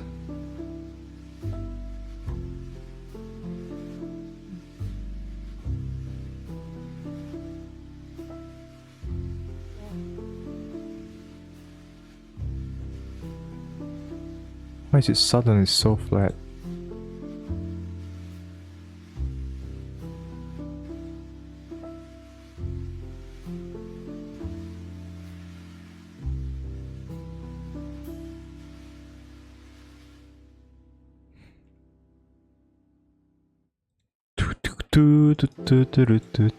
Oh fuck.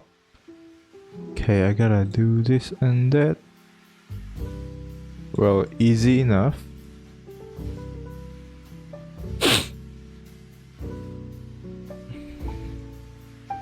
Why does it look so weird?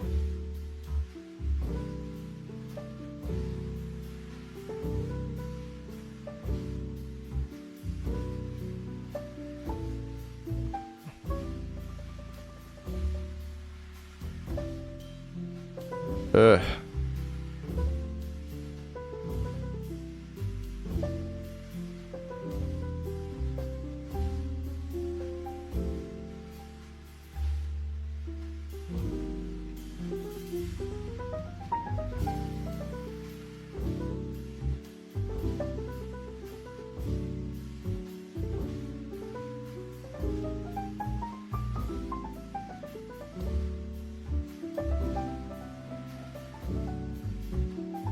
It's so... I don't know why is it doing that.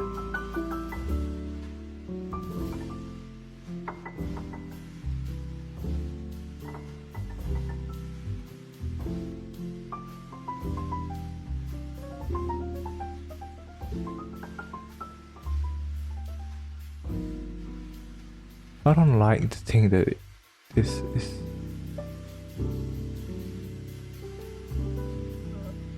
Okay. This should work now. Right?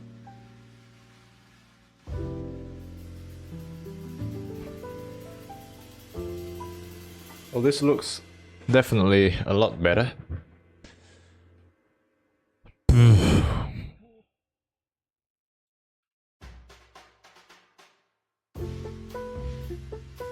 Bum bum bum ba-dum, ba-dum, bum bum bum.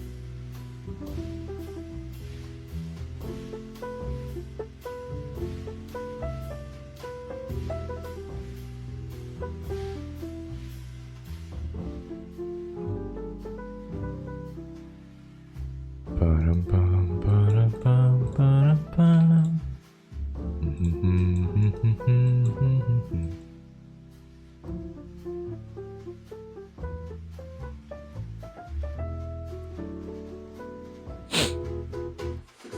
Ugh, it's not easy.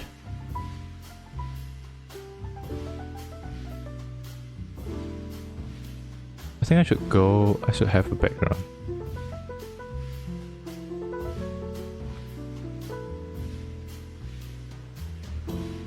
Look at BG.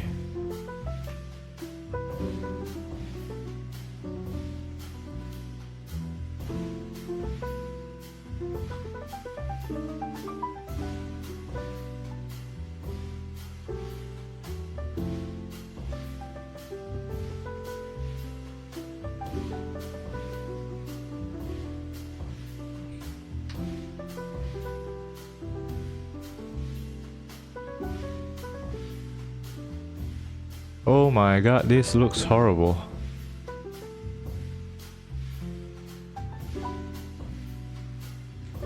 This looks horrendous. My god.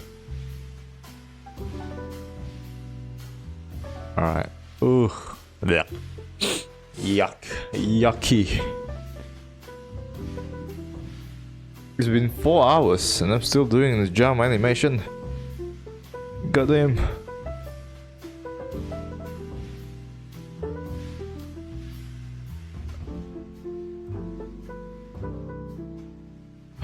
I don't like this.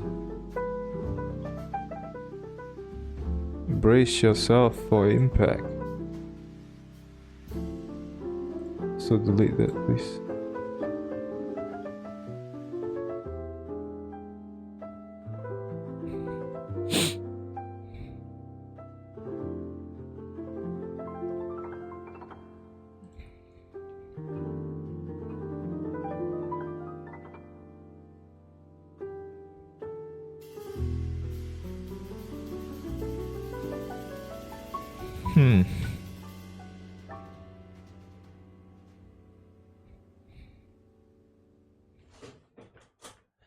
Man, I'm really tired. Like super tired. But I gotta push through. I gotta push through. Fuck. I can do this. I can do this. I can do this.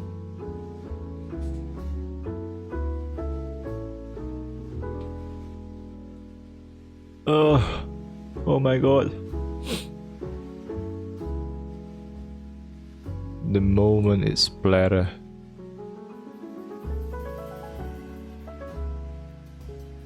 God damn.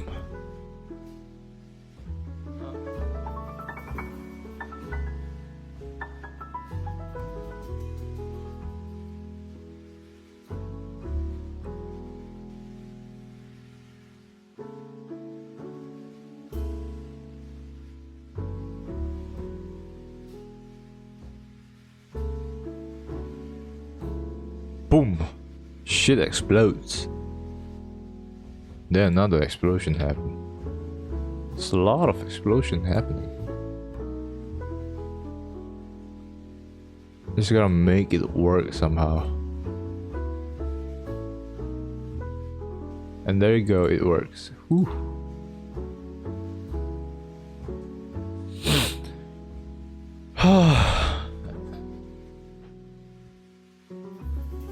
And there you go.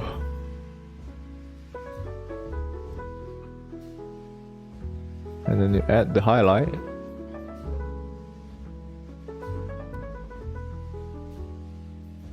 Because that is what you do. you add the highlight.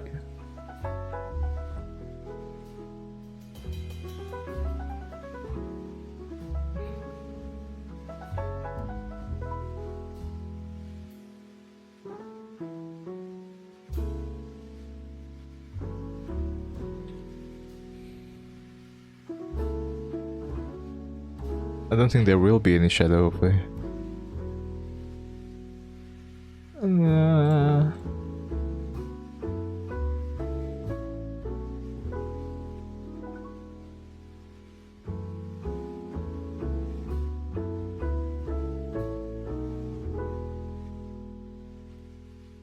Where's the highlight?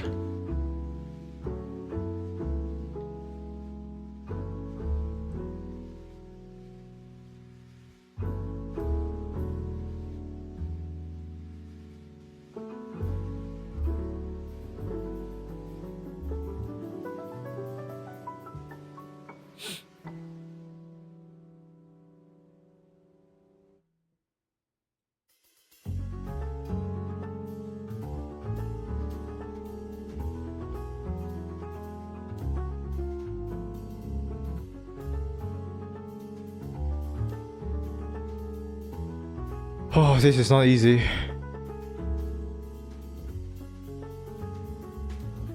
Am I done with this? No. Okay, that's an improvement. Well, is it? I don't think it is. Alright, that looks better.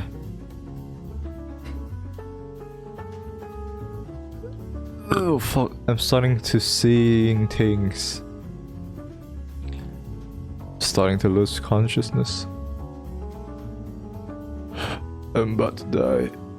I'm about to come.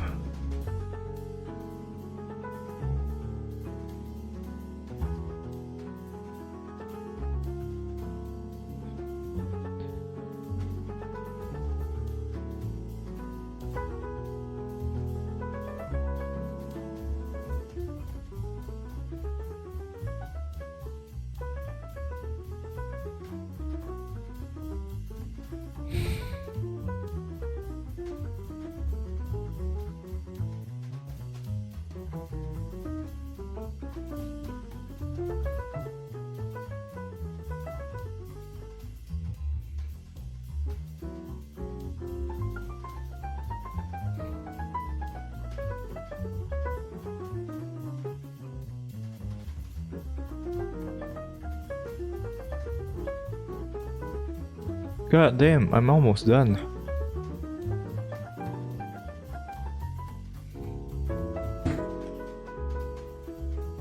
Oh boy, I'm really tired.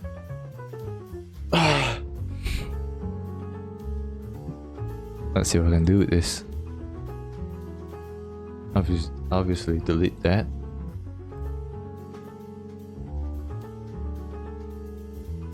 There's a lot that I gotta pay attention to.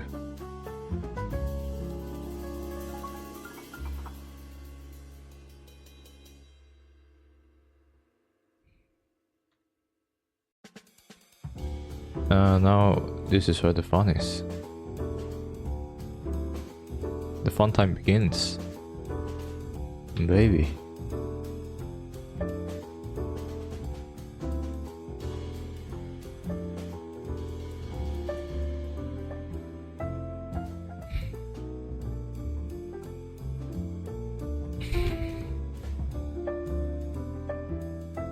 Fuck.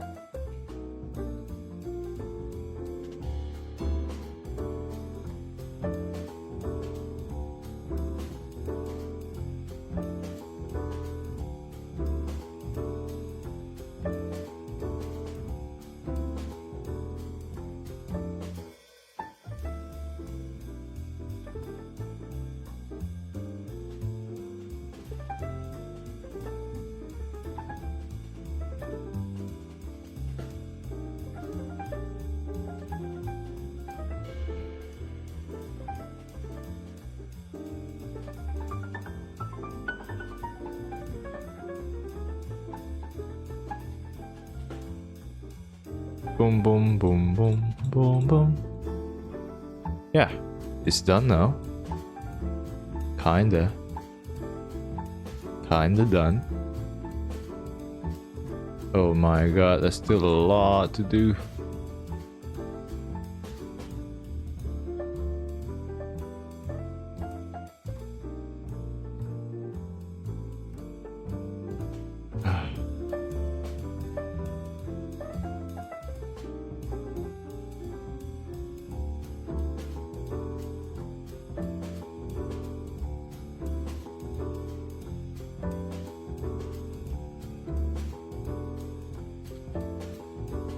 Okay, still doesn't have an eye.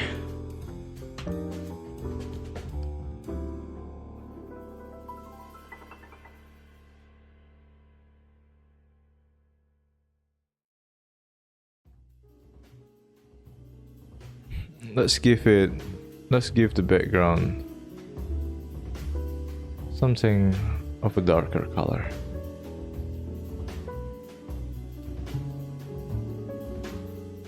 Yeah, that will work.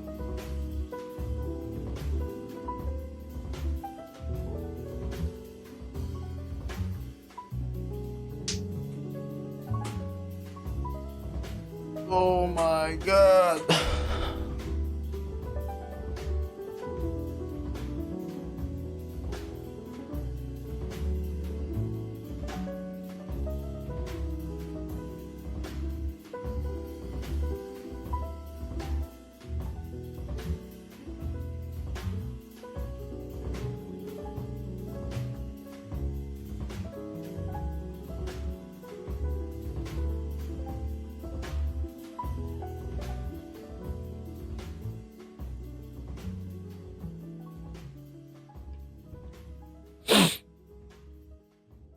I think I should give it some shadow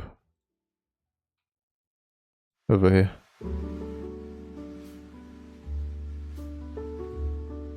Just right there though.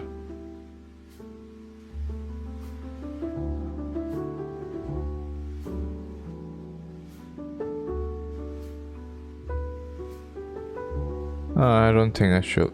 Yep. Fuck that shadow.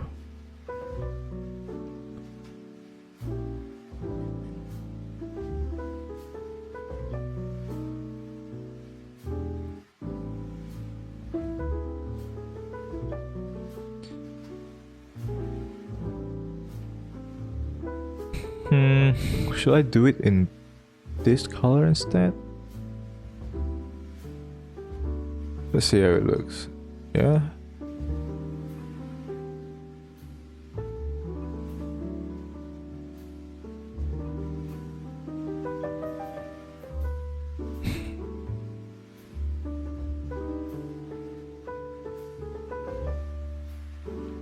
Taliman, taliman, tum tum tum taliman. Taliman, taliman, tum tum tum taliman.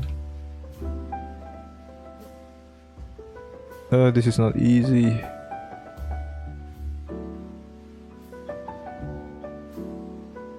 Boom. Alright. And this. Okay. It's not as satisfying. I think I should do like brighter yellow. Maybe this. I don't know. Maybe it will work. Maybe it will. Maybe it won't. Who knows?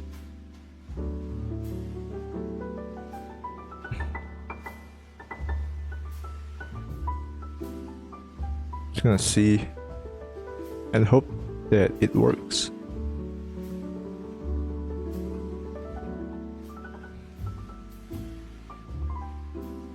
Okay, let's see. Yeah, it works better now. I like this better. A lot better, actually.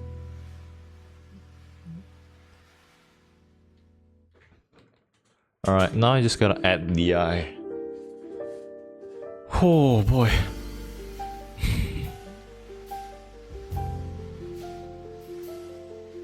This eye.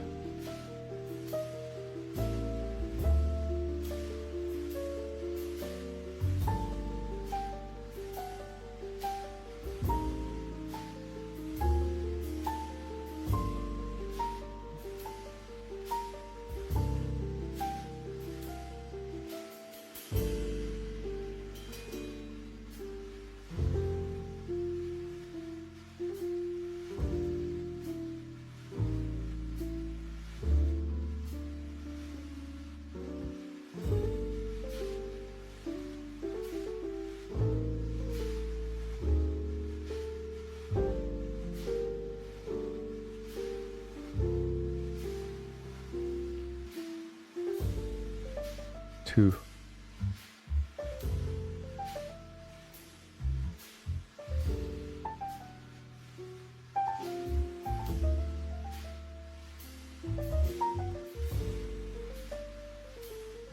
No, that will not work.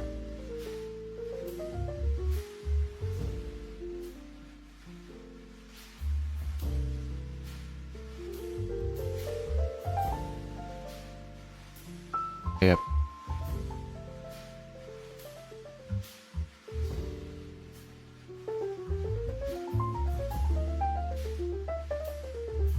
Then it's gonna go down again.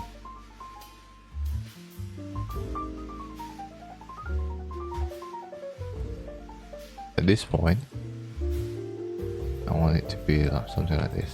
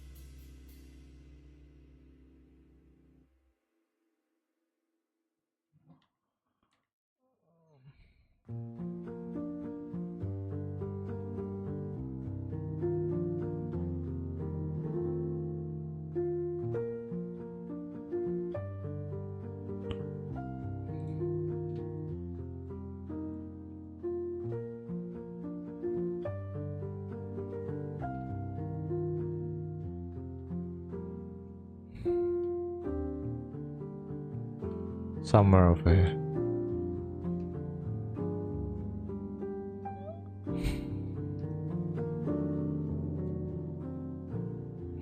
Nah, I like this better.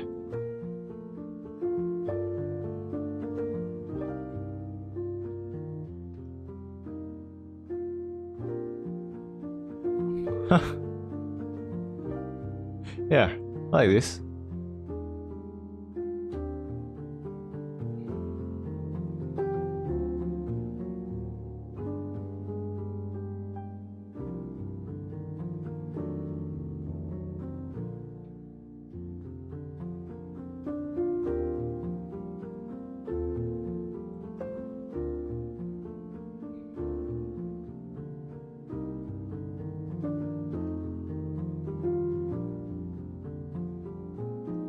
Maybe a little highlight won't hurt.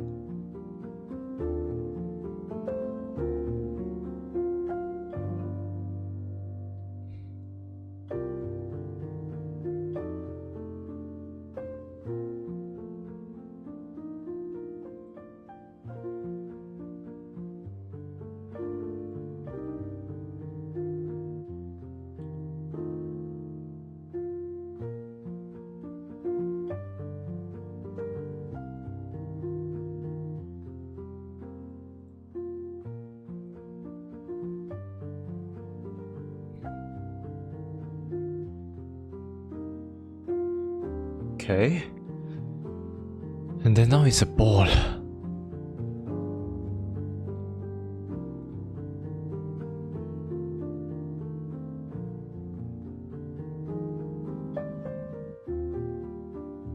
So tiring. But I managed to get it done though. Hee hee.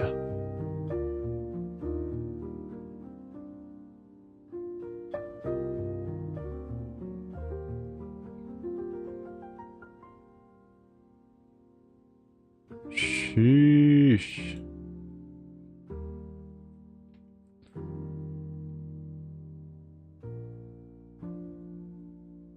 You don't know nothing.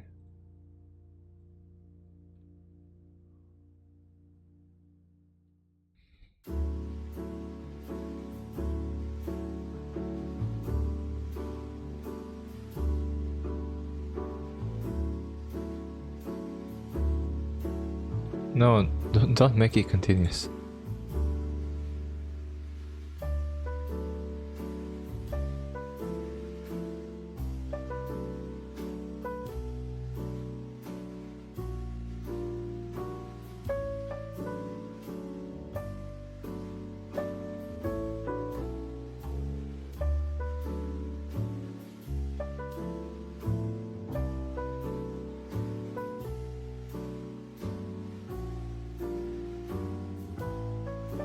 Nah. I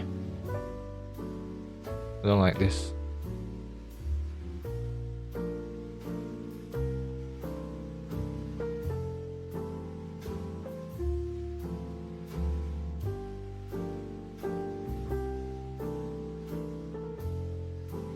There's a lot of tweaking.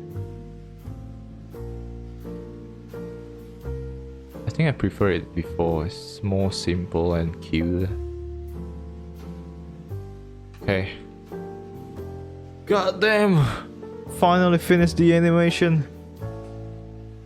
Oh. Oh.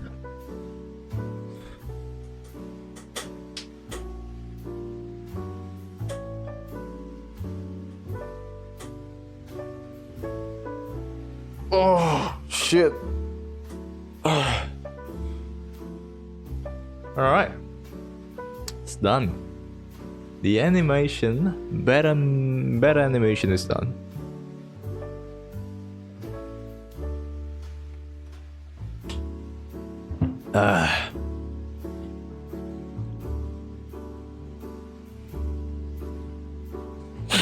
Alright, let's save this.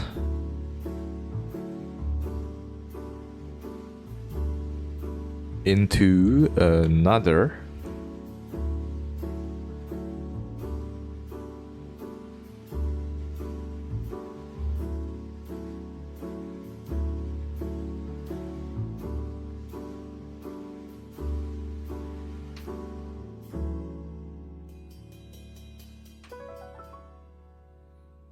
Nice.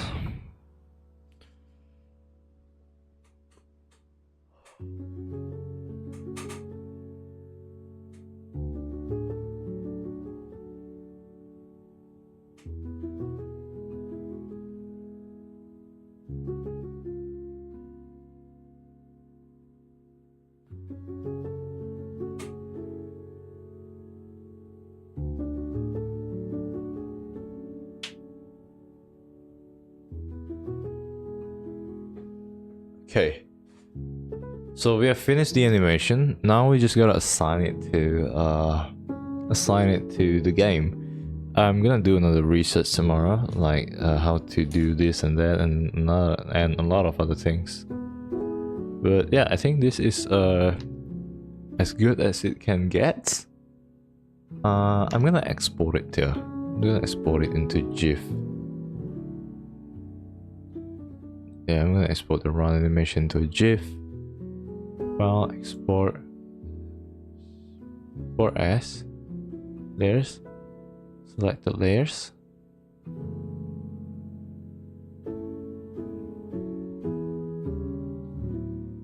Slime run GIF, and it is. Can do that. Yeah. Save it here.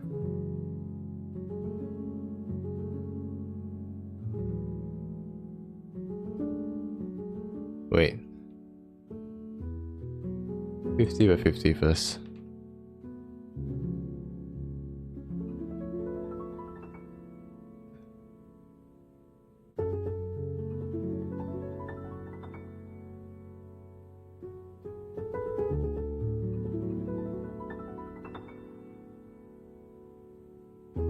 Yep.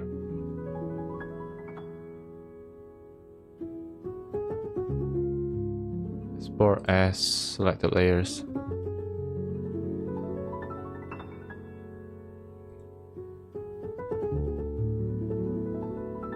Export animation loop. Let's see. Slime line. Fuck. Okay, so we encounter a problem. It's not a bad problem, but it's pretty annoying. New. Let's make it 50 by 50.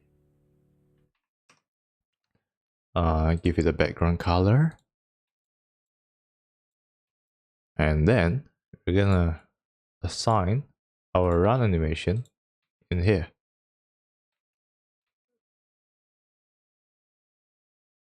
Where is our run animation? Oh, it's below it.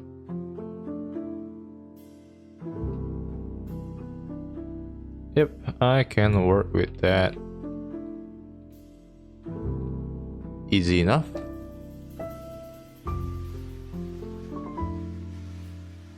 Let's save this. File export as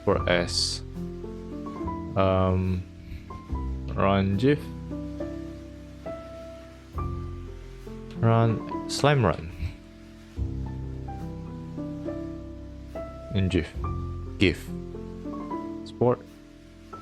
Okay, and then we are done with this. Let's make this height 80.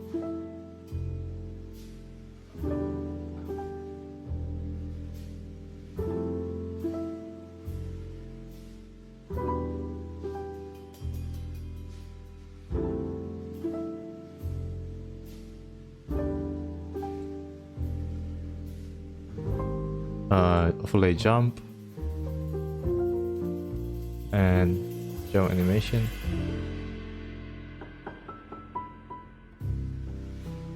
It's two different things, by the way.